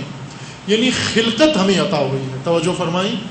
ابھی انسان کی بناوٹ کا، انسان کا پہلا مرحلہ طے ہوا ہے جو اللہ نے انجام دیا، اور وہ ہے خلقت انسان. خلقت انسان. انسان فقط اس ڈھانچے کی خلقت کا نام نہیں ہے. انسان دو چیزوں کا نام ہے. جب وہ دو چیزیں ملتی ہیں آپس میں انسان بنتا ہے. کیا؟ خلقت یا خلق اور خلق. اس خلق کے اندر جب خلق پیدا ہوتا ہے، خلق و خلق ملتے ہیں، اس کا نام ہوتا ہے انسان. ابھی صرف خلق آئی ہے، خلقت آئی ہے، اس کے اندر خلق نہیں آیا. خلق کس نے بنانا ہے؟ خلق انسان نے خود بنانا ہے. یہ اگلا مرحلہ خود انسان کے حوالے کر دیا کہ یہ تم خود انجام دو. خلق اپنا تم نے خود بنانا ہے. خلق یعنی صفات، فضائل، انسانی اقدار، حقیقت بشری اور انسانی اپنے اندر پیدا کرنا، اس کو خلق کہتے ہیں. اور دوسری طرف سے اللہ تعالیٰ نے فرمایا کہ ہم نے جب تمہاری خلقت بنائی ہے تو بے ڈنگی نہیں بنائی. لقد خلقنا الانسان فی احسن تقویم، بہترین خلقت بنائی ہے. عجب سنوارا ہے تمہیں ہم نے عجب سنوارا ہے ہم نے تمہیں. اتنا حسین سنوارا ہے کہ اللہ نے اپنے آپ کو مبارک دیا. فتبارک اللہ احسن الخالقین. کیوں اللہ نے خود اپنے آپ کو مبارک دی؟ اس لیے کہ کوئی اور سمجھنے والا سمجھدار تھا ہی نہیں. ایسا کام جو کسی کو سمجھ میں نہ آئے لیکن آپ نے بہت عالی کام کیا جس کو خود آپ ہی سمجھتے ہیں تو سب سے پہلے مبارک کون دے گا؟ خود اپنے آپ کو. عجب کام کیا ہے تم نے، کیونکہ کوئی اور سمجھدار ہے نہیں. فرشتوں کو بتایا انہیں سمجھ میں نہیں آئی. کہا یہ کیا بنا رہے ہیں آپ، یہ تو گڑبڑ کرے گا جا کر. جنوں کو بتایا اس نے انکار کر دیا. ابلیس اس نے اعتراض کیا. سمجھدار کوئی نہیں تھا، اللہ ہی کو معلوم تھا کیا بنایا میں نے. اس لیے فرمایا تبارک اللہ احسن الخالقین. یہ احسن خلقت، اس احسن خلقت کے اندر احسن خلق ڈالنا ہے. احسن خلق بشریت کا آغاز انسان کے اپنے ہاتھوں ہے، یعنی انسانیت اپنے اندر خود پیدا کرنا. یہ ایک کام ہے جس کے لیے ہمیں پیدا کیا گیا، جس کے لیے ہمیں زمین پہ بھیجا گیا، روانہ کیا گیا ہے. باقی کام لغو ہیں، اور مومن وہ ہے جو لغو میں نہیں پڑتا. باقی لغو ہیں، لہب ہیں و لعب ہیں. لعب بے مقصد کام کو کہتے ہیں، لغو بے ہودہ کام کو کہتے ہیں، بے فائدہ کام. اور لہو، لام ہے دو آنکھوں والی اور واو، لہو ہر وہ کام جو انسان کو مقصد سے دور کر دے. آپ کسی مقصد کے لیے گھر سے نکلیں، اس میں گھر سے نکلے روٹی لینے کے لیے، تنور پر جا رہے ہیں، راستے میں کوئی اچھا کام ہو رہا تھا، آپ کھڑے ہو گئے، مشغول ہو گئے اور بھول گئے کہ میں نے روٹی لینی ہے. یہ اچھا کام جس میں آپ لگے ہوئے ہیں یہی لہو ہے. قرآن کی زبان میں یہی لہو ہے. لہو کوئی ڈول پیٹ رہا ہو اور وہاں جا کے ناچنے کو نہیں کہتے لہو. ہم یہ سمجھتے ہیں لہو یہی ہے کہ دھمال ڈالنے کو لہو کہتے ہیں، بھنگڑا ڈالنے کو نہ لہو کہتے ہیں. نا بڑی مقصد گفتگو کر رہے ہیں کسی کے ساتھ آپ، لیکن اسی گفتگو نے آپ کو اصلی مقصد سے ہٹا دیا. یہ گفتگو ساری لہو تھی، یہ سرگرمی ساری لہو تھی. آپ پڑھنا شروع کر دیا، پڑھ کے اتنے پڑھے، ڈگریاں لے لی، ڈگریوں کی جگہ نہیں ہے ابھی گھر میں لٹکانے کے لیے. لیکن ان ساری مشغولیتوں نے ہمیں اپنے اصلی مقصد سے غافل کر دیا. یہ سب لہو کیا. میں تقریر شروع کر دوں، گھنٹوں تقریر کرتا رہوں، سب لوگ سر دھنتے رہیں. اس تقریر نے مجھے بھی اپنے مقصد سے غافل کر دیا اور مخاطبین و سامعین کو بھی اپنے مقصد سے غافل کر دیا. یہ ساری تقریر کرنا بھی لہو ہے اور سننا بھی لہو ہے.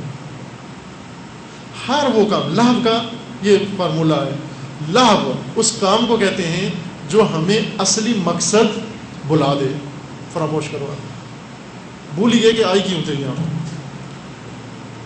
کس لیے آئے تھے اس دنیا میں. وہ کام لہو ہے.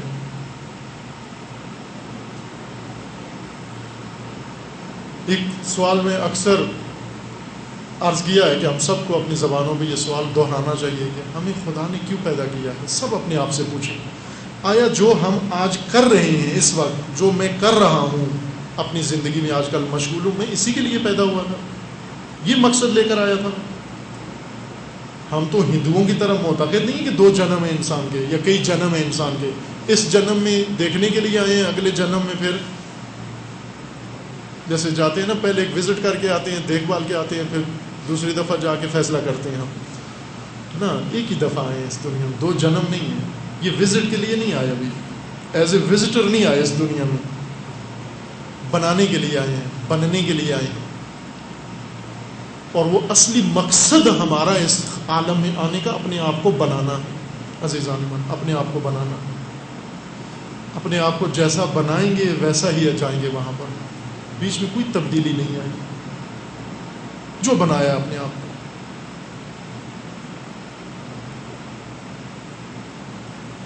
لیکن خدا ستار العیوب ہے، اس نے ہمارے اوپر پردے ڈالے ہوئے، ستر ڈالے ہوئے ہیں. یہ جلدیں، انسانی جلدیں جن کے دھوکے میں ہم آئے ہوئے ہیں نا. شاید بعضوں کو یہ گفتگو عجیب لگتی ہو، مولانا عجیب باتیں کرتے ہیں کہ ہم انسان بن کر نہیں آئے.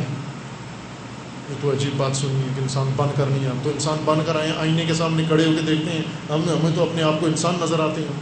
یہ دھوکہ ہے، یہ جلد کا دھوکہ ہے. جو جلد کے دھوکے میں آ جائے وہ خود ہی انسان نہیں. اس کے لیے ایک مثال قدیم سے دی تھی میں نے کہ یہ البتہ ان لوگوں کو سمجھ میں آئے گی جنہوں نے تجربہ کیا ہوا ہے یا دیکھا ہوا ہے. آج کل شہری لوگوں کو نہیں سمجھ میں آئے گی یہ مثال. بھینس گائے جو لوگ پالتے ہیں، پھر بھینس کا چونکہ انہوں نے دودھ نکالنا ہوتا ہے، لہذا بھینس کا جو بچہ کٹاوٹ وغیرہ ہوتا ہے وہ بیچ دیتے ہیں. مر جاتا ہے، بعض اوقات مر جاتا ہے، بعض اوقات بیچ دیتے ہیں. اور بھینس کو یہ خدا نے طبیعت، اس کا مزاج بنایا ہے کہ اس کا دودھ اس کے بچے کے لیے ہے. بچے کو دیکھتی ہے تو اس کے تھنوں میں دودھ آتا ہے. اگر بچہ نہ ہو تو دودھ. وہ بھینسیں جو فطرت پہ تھیں، آج کل کی بھینسیں فطرت سے ہٹ گئی ہیں، ٹیکے لگائیں دودھ دینا شروع کر دیتی. ڈیجیٹل بھینسیں، وہ جو طبی بھینسیں تھیں، نیچرل بھینسیں، وہ بچہ دیکھ کر دودھ اتارتی تھی. جب تک بچہ نہ ہو دودھ نہیں اتارتی. بچہ مر گیا ہے، اس بچے کا مالک، جو بھینس کا مالک ہے وہ سمجھدار ہے، اس نے بچے کی گوشت بیچ دیا کاٹ کے قصاب کو.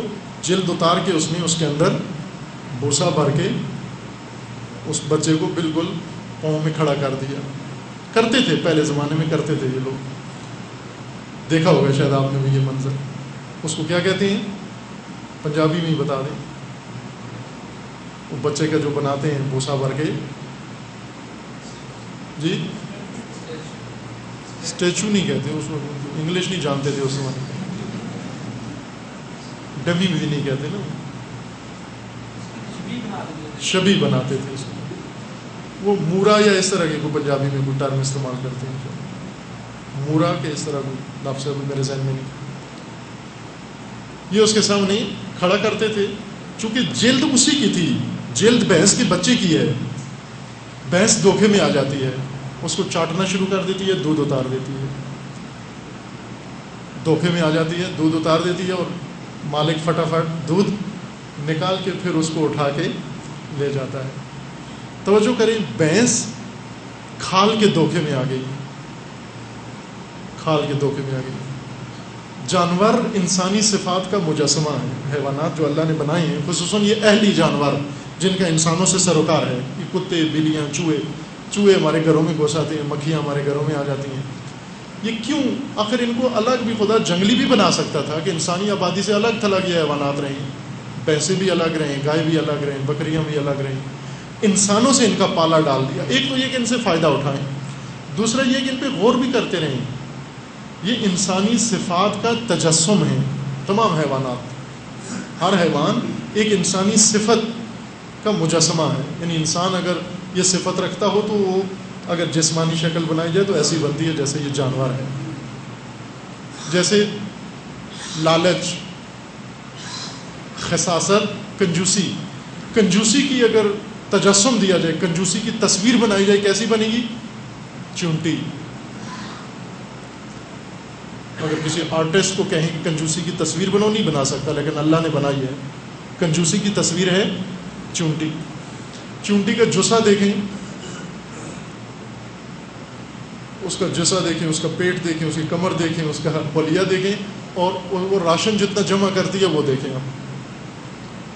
راشن شاید پوری عمر میں ایک بوری جمع کر لیتی ہے وہ، لیکن جسا اس کا اتنا، سارا گرمیاں پوری لگا رہتی ہے بل بھرنے میں، لیکن کھاتی نہیں ہے. چوہا چوری کے تجسم ہے. چوہا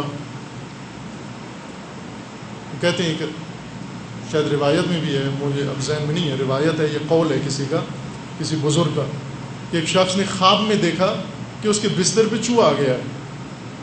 خواب میں دیکھا. ویسے تو یہاں پاکستان میں خواب میں نہیں، واقعہ آ جاتا ہے چوہا، بستر میں آ جاتا ہے، لیکن وہاں خواب میں چوہا آ گیا.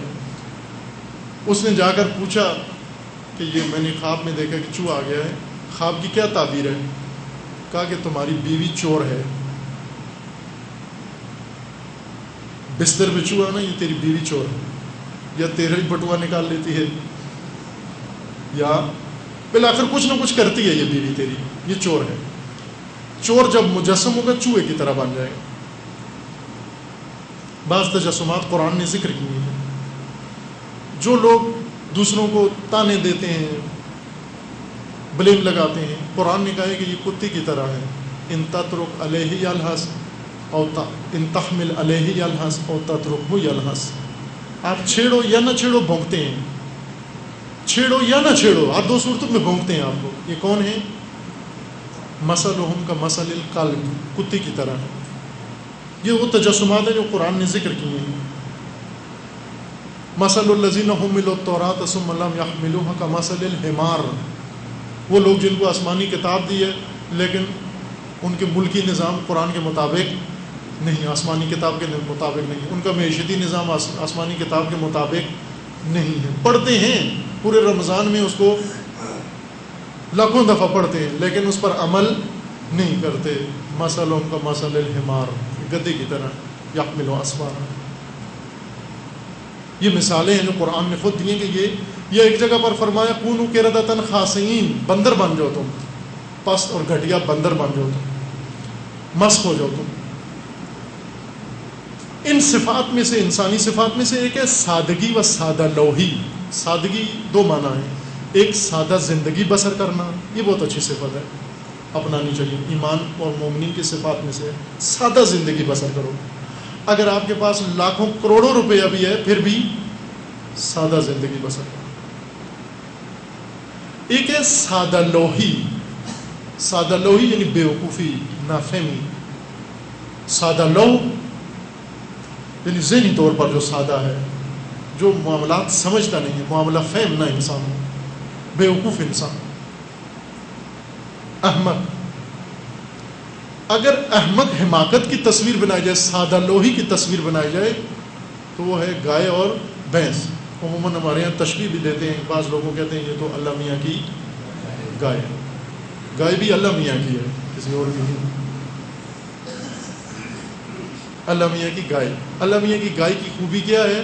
اللہ میاں کی گائے کی خوبی یہ ہے کہ اس کے بچھڑے میں بھوسا بھرا ہوا ہے لیکن وہ کھال کے دھوکے میں آ گئی ہے. جو بھی کھال کے دھوکے میں آ جائے وہ اللہ میاں کی گائے ہے. رشتہ لینے جاتے ہو کھال کو دیکھتے ہو، رشتہ مانگنے جاتے ہو کھال کو دیکھتے ہو، لڑکا پسند کرتے ہو کھال کو دیکھتے ہو، لڑکی دیکھتے ہو کھال کو پسند کرتے ہو، خاندانوں کے آپس میں روابط ہوتے ہیں کھال دیکھتے ہو، دوستیاں بڑھانے کے لیے کھال دیکھتے ہو. کھال میں یار ہے تمہارے نزدیک. یہ اللہ میاں کی گائے ہیں جو یہ کام کرتے ہیں.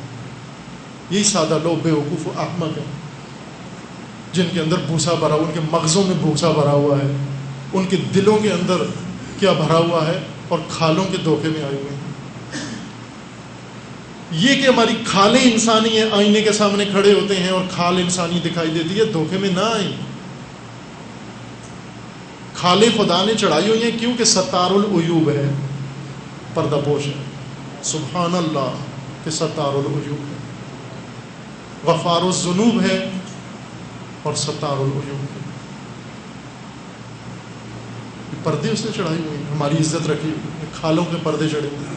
لیکن ان کھالوں کے اندر بن کیا رہا ہے وہ ہم خود جو بنا رہے ہیں. اس نے کھالیں بہت اچھی بنائی ہیں، بہترین کھالیں بنائی ہیں. بعض اپنی کھال دیکھنے کے لیے گھنٹوں آئینے کے سامنے کھڑے رہتے ہیں، لذت محسوس کرتے ہیں اپنی کھال کے لیے. لیکن اللہ نے ان کھالوں کے نیچے جو بھرا ہوا ہے یہ کھلے گی ایک دن. یہ کھالوں کے پردے خدا ہٹائے گا. قیامت کے اوصاف میں سے ہے یوم تبلی السرائر، پردے ہٹانے کا دن، ڈوریاں کھینچنے کا دن. سرائر پردوں کو کہتے ہیں، پردے ہٹانے کا دن. یہاں ستار العیوب ہے, یہاں پردے ڈالتا ہے, وہاں پردے ہٹائے گا. جب پردے ہٹائے گا تو پھر کیا ہوگا؟ قیامت کا دوسرا نام ہے یوم الفرار, یوم یفر المر, جہاں انسان بھاگے گا. کس سے؟ من اخی, بھائی بھائی سے بھاگے گا, بیٹا باپ سے بھاگے گا, باپ بیٹے سے بھاگے گا, بیوی میاں سے بھاگے گی, میاں بیوی سے بھاگے گا. آخر کیوں بھاگیں گے ایک دوسرے سے؟ یہ تو رشتہ دار ہیں, یہ تو مانوس ہیں, ایک دوسرے کے بغیر رہ نہیں سکتے تھے دنیا میں. یہ بھاگیں گے کیوں؟ اس لیے کہ یہاں ستار العیوب نے سب کے اوپر پردے ڈالے ہوئے تھے. ان پردوں کی وجہ سے ہم ایک دوسرے کو اچھا سمجھ رہے تھے. وہاں وہ خود ہی پردے ہٹا دے گا. جب پردے ہٹیں گے, اتنی بھیانک و اتنی خوفناک ڈرونی تصویریں نیچے سے نکلیں گی کہ بھاگیں گے ایک دوسرے سے کہ یہ تھا میرا میاں, یہ ہے میری بیوی, یہ تھا میرا باپ, یہ میرا بیٹا. یوم یفر المر, بھاگیں گے ایک دوسرے سے. یوم الفرار. کیوں ہوگا یہ؟ اس لیے کہ کھال خلقت خدا ہے, یہ ہڈیاں خلقت خدا, یہ احسن تقویم ہے اور شگفت انگیز حیرت آور خلقت ہے انسان کی. لیکن اس حیرت آور خلقت کے اندر خلق یعنی انسانیت خود انسان نے خود بنانی ہے.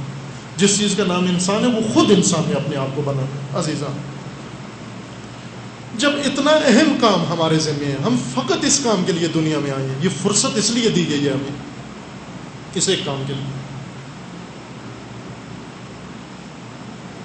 بہت اہم مطلب یہ بن جاتا ہے کہ اب ہم نے اپنے آپ کو جب بنانا ہے, خود کس طرح بنانا ہے, طریقہ کار کیا ہے, نقشہ کیا ہے, میٹیریل کیا ہے, کیسے بنائیں. ہم اپنے معمار ہیں خود سازی اسی چیز کا نام ہے. عموماً ہمارے یہاں خود سازی کے نام پر کیا کہتے ہیں؟ خود سازی کے نام پر واعظ نصیحت کر دیتے ہیں. خود سازی کا مطلب یہ کہ آپ اتنے ذکر پڑھو, اتنے ورد پڑھو, اتنا یہ کرو, یہ خود سازی ہوتی ہے. یہ نہیں ہے خود سازی, یہ خود گمراہی ہے, یہ خود بازی ہے, خود کو بازیچہ بنانا ہے. خود سازی کے نام پر جو کچھ کرتے ہیں, خود سازی یعنی اپنے اندر انسانیت پیدا کرنا. آج آپ کو واقعاً انسان نظر آتے ہیں, زمین پر رہتے ہوئے لوگ انسان نظر آتے ہیں انسان, لیکن کتنے ہیں؟ مولانا روم نے ایک نظم لکھی ہے بہت خوبصورت زیبا, جو علامہ اقبال نے اپنے فارسی کلام کے دیباچے میں ذکر کی ہے. مشرب ناب میں اس دفعہ جو شمارہ آیا ہے چھپ کر, وہ اسی کی تشریح ہے. علامہ اقبال کے اسرار خودی جو مثنوی ہے علامہ اقبال کی, اس مثنوی کا دیباچہ مولانا روم کی نظم کا ایک اقتباس ہے. دی شیخ با چراغ ہمیں گشت گردشہ, از دی و دد ملولم و انسان مارزوست. یہ مولانا روم کی نظم کہ ایک بہت ہی شیخ یعنی دانا انسان, بہت ہی سمجھدار انسان, لالٹین لیے ہوئے, چراغ لیے ہوئے دن کے وقت شہر میں گھوم رہا تھا. ہم نے پوچھا کیا ڈھونڈ رہے ہو؟ کہنے لگا کہ میں کیڑے مکوڑوں سے اور ان وحشیوں سے, جانوروں سے تنگ آ گیا ہوں, انسان ڈھونڈ رہا ہوں, انسان تلاش کر رہا ہوں. دی شیخ با چراغ ہمیں گشت گرد شہر, از دی و دد ملولم و انسان مارزوس. میں انسان ڈھونڈ رہا ہوں.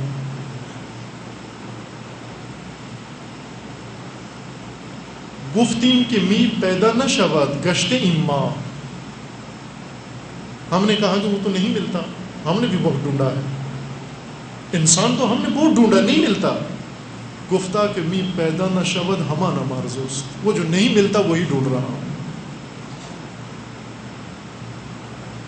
وہ جو نہیں ملتا وہ نایاب وہی ڈھونڈ رہا ہوں. کیا ڈھونڈ رہے ہو؟ انسان. کوئی انسان مل جائے. قحط انسانیت ہے, آج بھی قحط انسانیت ہے. عزیزان, مبالغہ نہیں ہے اگر میں یہ بات آپ کی خدمت میں عرض کروں, ذرا برابر اس میں مبالغہ نہیں ہے کہ تمام آسمانی کتابیں اگر نازل ہوئی ہیں اللہ کی طرف سے تو صرف اسی ایک نقطے کے لیے, یہ نایاب مخلوق بنانے کے لیے, انسان بنانے کے لیے. تمام انبیاء 1,24,000 انبیاء کا مقصد بعثت کا صرف ایک نقطہ تھا, انسان بنانا. ائمہ اطہار کے منسوب کرنے کا مقصد فقط ایک کلمہ ہے, انسان بنانا. یہی جو آج نہیں ملتا, یہ نایاب. گفتیم کہ می پیدا نہ شود گشتیں ماں, گفتہ کہ می پیدا نہ شود ہما نہ مارزوس. وہی تو ہماری آرزو ہے، وہی تو ڈھونڈ رہا ہوں.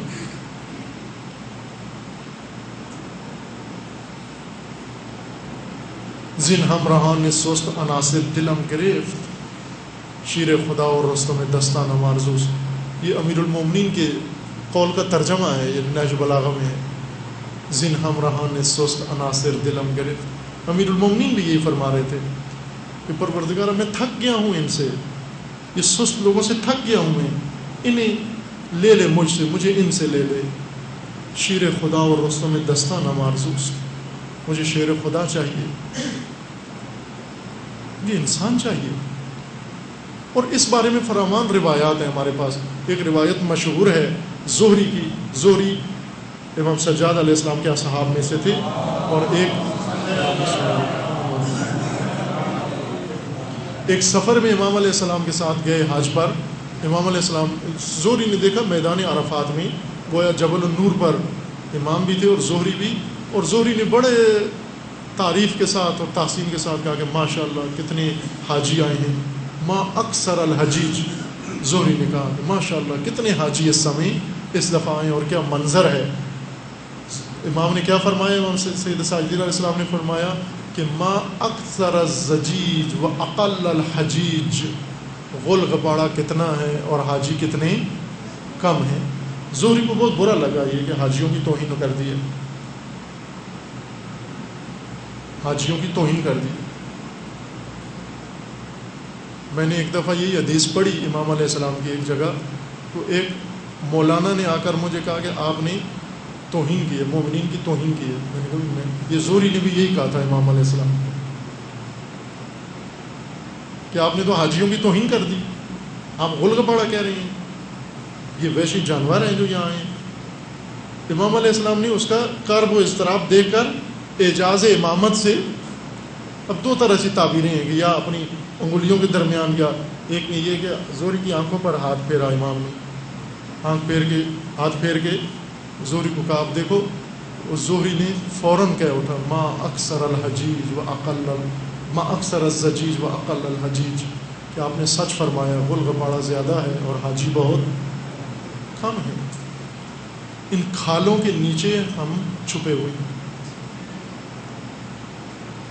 انسان بننا، مقصد دین انسان بنانا ہے، مقصد انبیاء انسان بنانا ہے، مقصد ائمہ انسان بنانا ہے. انسان انسان انسان. بس اہم ترین مصروفیت و ذمہ داری ہماری یہی ہے کہ ہم نے انسان بننا ہے. سوال کس طرح سے بنے؟ اس کے لیے جو خداوند تبارک و تعالیٰ نے طریقہ کار مقرر کیا ہے، اس میں عبادات کا سب سے اہم رول ہے. عبادت یہاں ضرورت محسوس ہوتی ہے انسان سازی میں، انسان بننے میں. عبادت کا یہاں مقام واضح ہوتا ہے. اگر یہ حقیقت انسان کے مد نظر نہ ہو، عبادت کیا ہے؟ عبادت بوجھ ہے، عبادت تکلیف ہے، عبادت رنج ہے، عبادت زحمت ہے، روزہ تھکاوٹ ہے، روزہ بھوک ہے، روزے میں لذت نہیں ہے، نماز میں لذت نہیں ہے. عموماً جوانوں کو والدین کہتے ہیں نماز پڑھو، کہتے ہیں کیوں پڑھیں؟ کہتے ہیں اللہ اور دے گا، کو بغیر نماز کے سب کچھ دیا ہوا ہے اس نے، مگر کیا کمی ہے ہمارے پاس؟ کہتے ہیں اللہ راضی ہوگا. وہ کہتے ہیں اللہ کو اتنا بچہ تو نہیں ہے کہ میں نماز پڑھوں کو راضی ہو، وہ ایسے ہی راضی ہو جائے، میں نے کوئی غلط کام تو نہیں کیا، کیوں ناراض ہے مجھ سے؟ کہتے ہیں اس کی عبادت کرو. اللہ ہے، کوئی شہنشاہ تو نہیں ہے نا، کوئی جابر تو نہیں ہے، کوئی جبار تو نہیں ہے، اللہ ہے، اللہ کریم ہے، کیوں مجھ سے ناراض ہوگا؟ عزیز من، عبادت خدا کو راضی کرنے کے لیے نہیں ہے، خدا روٹھا ہوا نہیں ہے ہم سے. عبادت اللہ کی ضرورت نہیں ہے، عبادت میری اور آپ کی ضرورت ہے، اور وہ بھی سب سے بنیادی ضرورت. آکسیجن سے زیادہ ضروری عبادت ہے ہمارے لیے. اور دین، لیکن دین کا ایک اہم شعبہ عبادت ہے، اور عبادت کے مصادیق.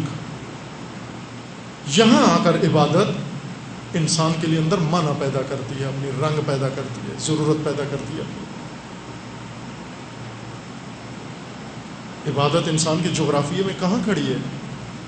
جہاں ہم نے کھڑا کیا ہوا ہے وہاں اس کی کوئی ضرورت نہیں ہے. ثواب کے لیے نہیں چاہیے ثواب. بہت سارے ایسے لوگ ہیں نہیں چاہیے پیسہ. بعض کتنے لوگ ہیں ایسے جو کہتے ہیں ہمیں پیسہ نہیں چاہیے. اتنے دراویش ہیں, اچھے امیر خاندانوں کے لوگ ہم نے دیکھے ہیں, وہ بیزار ہیں پیسے سے, کہتے ہیں نہیں چاہیے ہمیں پیسہ نہیں چاہیے. کسی خانقاہ میں چلے جاتے ہیں, کسی مجاور بن جاتے ہیں, کسی مزاروں درباروں میں چلے جاتے ہیں.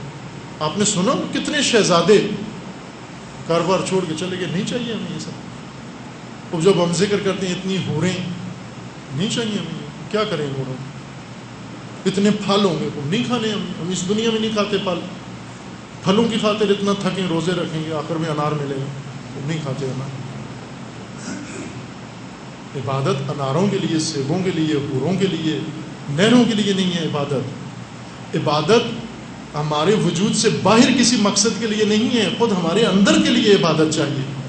اپنی اندرون کے لیے عبادت کی ضرورت ہے, اپنی پرورش کے لیے عبادت کی ضرورت ہے, اپنی بناوٹ کے لیے, اپنی خلق کے لیے عبادت کی ضرورت ہے.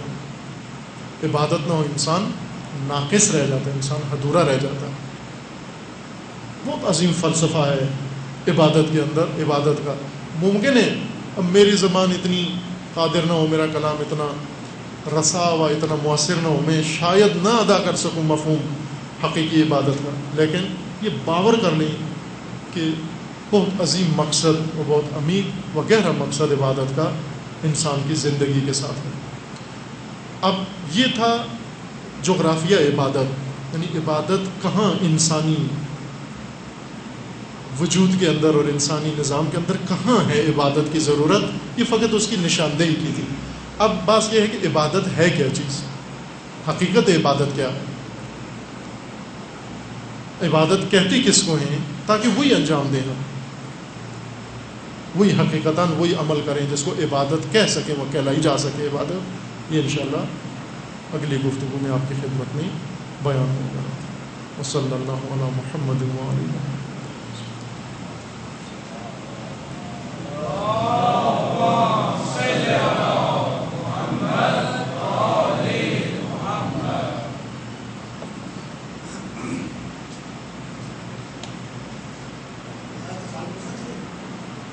جی فرمائیے. جیسے آپ نے کہا اللہ تعالیٰ غنی ہے, تو جو معاشرے کی آیت ہے کہ مدد کو مدد کرو, اللہ آپ کی مدد کرے گا, اس کی کیا وجہ ہے؟ وہ یہ ایسے ہی ہے جیسے آپ اور آپ کی اولاد ہے, البتہ تشبیہ نہیں ہے, لیسا کمثلہ شیء. اگر میں یہ مثال دے رہا ہوں تو اس کا مطلب نہیں کہ اللہ اور انسان کا وہی رابطہ ہے جو باپ اور بیٹے کا رابطہ ہے, صرف آپ کے ذہن کو آمادہ کرنے کے لیے اس سوال کے لیے. یعنی سوال یہ کیا آغا صاحب نے کہ آپ نے گفتگو میں کہا ہے کہ اللہ غنی ہے, بے نیاز ہے, تو ایک طرف سے بے نیاز ہے, دوسری طرف سے اللہ نے خود کہا ہے کہ ان تنصروا اللہ ینصرکم, تم اللہ کی مدد کرو اللہ تمہاری مدد کرے. تو اللہ محتاج ہے ہماری مدد کرے, خود کہہ رہے میری مدد کرو. بھلے قرآن مجید میں اللہ تعالیٰ کا یہی فرمان ہے, تم اللہ کی مدد کرو اللہ تمہاری مدد کرے. لیکن اس مدد کا معنی کیا ہے؟ مثال آپ کے ذہنوں کو تیار کرنے کے لیے ایک مثال دے رہا ہوں کہ جیسے آپ ہیں اور آپ کی اولاد, بچہ ہے آپ کا چھوٹا, آپ اس بچے کو کھانا کھلاتے ہیں, کھانا بچے کی ضرورت ہے, اگر نہیں کھائے گا تو بچہ ضعیف ہو جائے گا, بچہ بیمار ہو جائے گا, بچہ خدا نخواستہ فوت ہو جائے گا, ہلاکت میں چلا جائے گا. اس بچے کو کھانے کی ضرورت ہے. لیکن جیسے آج کل ہے کہ بچے عموماً نہیں کھاتے کھانا, بعض مزاج ایسا ہوتا ہے, بعض بچے نہیں کھانا کھاتے. والدین جتن کرتے ہیں, ڈاکٹر کے پاس جاتے ہیں, ادھر ادھر جاتے ہیں کہ اس کو تم کھانا کھاؤ لیکن نہیں کھاتا ہو. ایک طریقہ یہ پھر والدین اپناتے ہیں کہ اس بچے کو کھانے پر آمادہ کرنے کے لیے کہ یہ اپنی ضرورت, اپنا کھانا, اپنی غذا حاصل کرے, اس بچے کو یہ بتاتے ہیں کہ مثلاً اس کی کوئی ضرورت ہے, اس بچے کی کوئی انعام ہے, کوئی دلچسپی کی چیز ہے جو اس کو اچھی لگتی ہے, وہ آپ کہتے ہیں بچے کے لیے کہ میں تمہارے لیے یہ کام کروں گا, لیکن تم پہلے میری خاطر یہ کام کرو, تم میری خاطر کھانا کھاؤ. وہ کہتے ہیں مجھے آپ گاڑی پہ لے جا کے پارک کی سیر کرائیں, مجھے کھلونا لے دیں, مجھے چاکلیٹ لے دیں, مجھے آئس کریم لے دیں, کوئی چیز مجھے لے دیں. آپ اسے کہتے ہیں کہ آپ میرا کام کرو, میں تمہارا کام کرتا ہوں. وہ کہتے ہیں میں آپ کا کون سا کام کروں؟ آپ کہتے ہیں تم پہلے کھانا کھاؤ، یہ میرا کام ہے. اور بچہ بھی جب کام کر رہا ہوتا ہے تو والد پر بار بار دیکھتا ہے کہ دیکھو میں کھا رہا ہوں، یہ 1 لقمہ، یہ 2، یہ 3، اور یہ آپ پر احسان کر رہا ہوں، یہ آپ کے لیے کھا رہا ہوں. اب میں نے تو آپ کی بات پوری کر دی، آپ کی مدد کر دی، اب آپ میرا کام کرو. میرا کام کیا ہے؟ مجھے کھلونا لے کے دے دو. آپ اس کو کھلونا لے کے دے دیتے. خوب، یہ بچے نے جو آپ کی مدد کی، یہ بچے نے آپ کی مدد کی، یہ بچے نے اپنی حیات کے لیے اقدام کیا ہے، اپنی حیات کے لیے اقدام کیا ہے. لیکن چونکہ آپ حکیم و دانا والد ہیں اور بچہ نادان ہے، حکیم کا کام یہ ہے کہ اپنی حکمت بروئے کار لا کر کسی بھی طریقے سے اپنی مخلوق کی پرورش کرے اور اس کی ضرورت اس تک پہنچائے، اگرچہ اس کا عنوان یہی بنائے کہ یہ تم میری خاطر کر رہے ہو، اگرچہ عنوان یہی بنتا ہو. لیکن ان تنصر اللہ، تم اللہ کی مدد کرو، یعنی یہ کھانا کھا لو، تم یہ کھا لو، تو یہ اللہ کی مدد کرنا ہے تمہاری. پھر کیا کرے گا؟ اللہ تمہاری مدد کرے گا. اب اللہ کیا مدد کرے گا؟ اللہ تمہیں اور مزید کھانا دے گا. پھر وہ اللہ کی خاطر کھاؤ. تم جو آپ اللہ کی خاطر کھا رہے ہیں وہ خود اپنے لیے کھا رہے ہیں، لیکن جو وہ کریم ہے، وہ خدا کریم ہے. کریم کہتے ہی اس کو ہیں کہ جو عطا کرتا ہے اس طرح سے عطا کرتا ہے کہ ساتھ یہ بھی بتاتا ہے کہ یہ تم میری خاطر کر رہے ہو.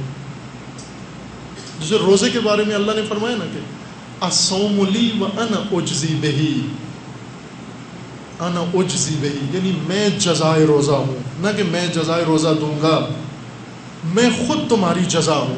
تم روزہ رکھو، کیا ملے گا؟ خدا. روزہ رکھو، خدا ملے گا تم،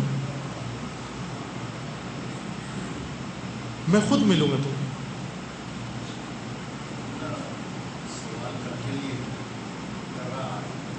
فرمائیے.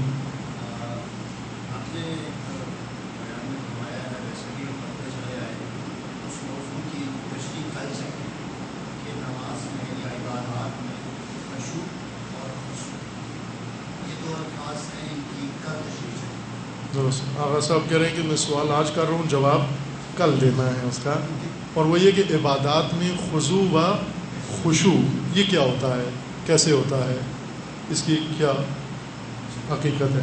انشاءاللہ عبادت کا لازمی رکن ہے.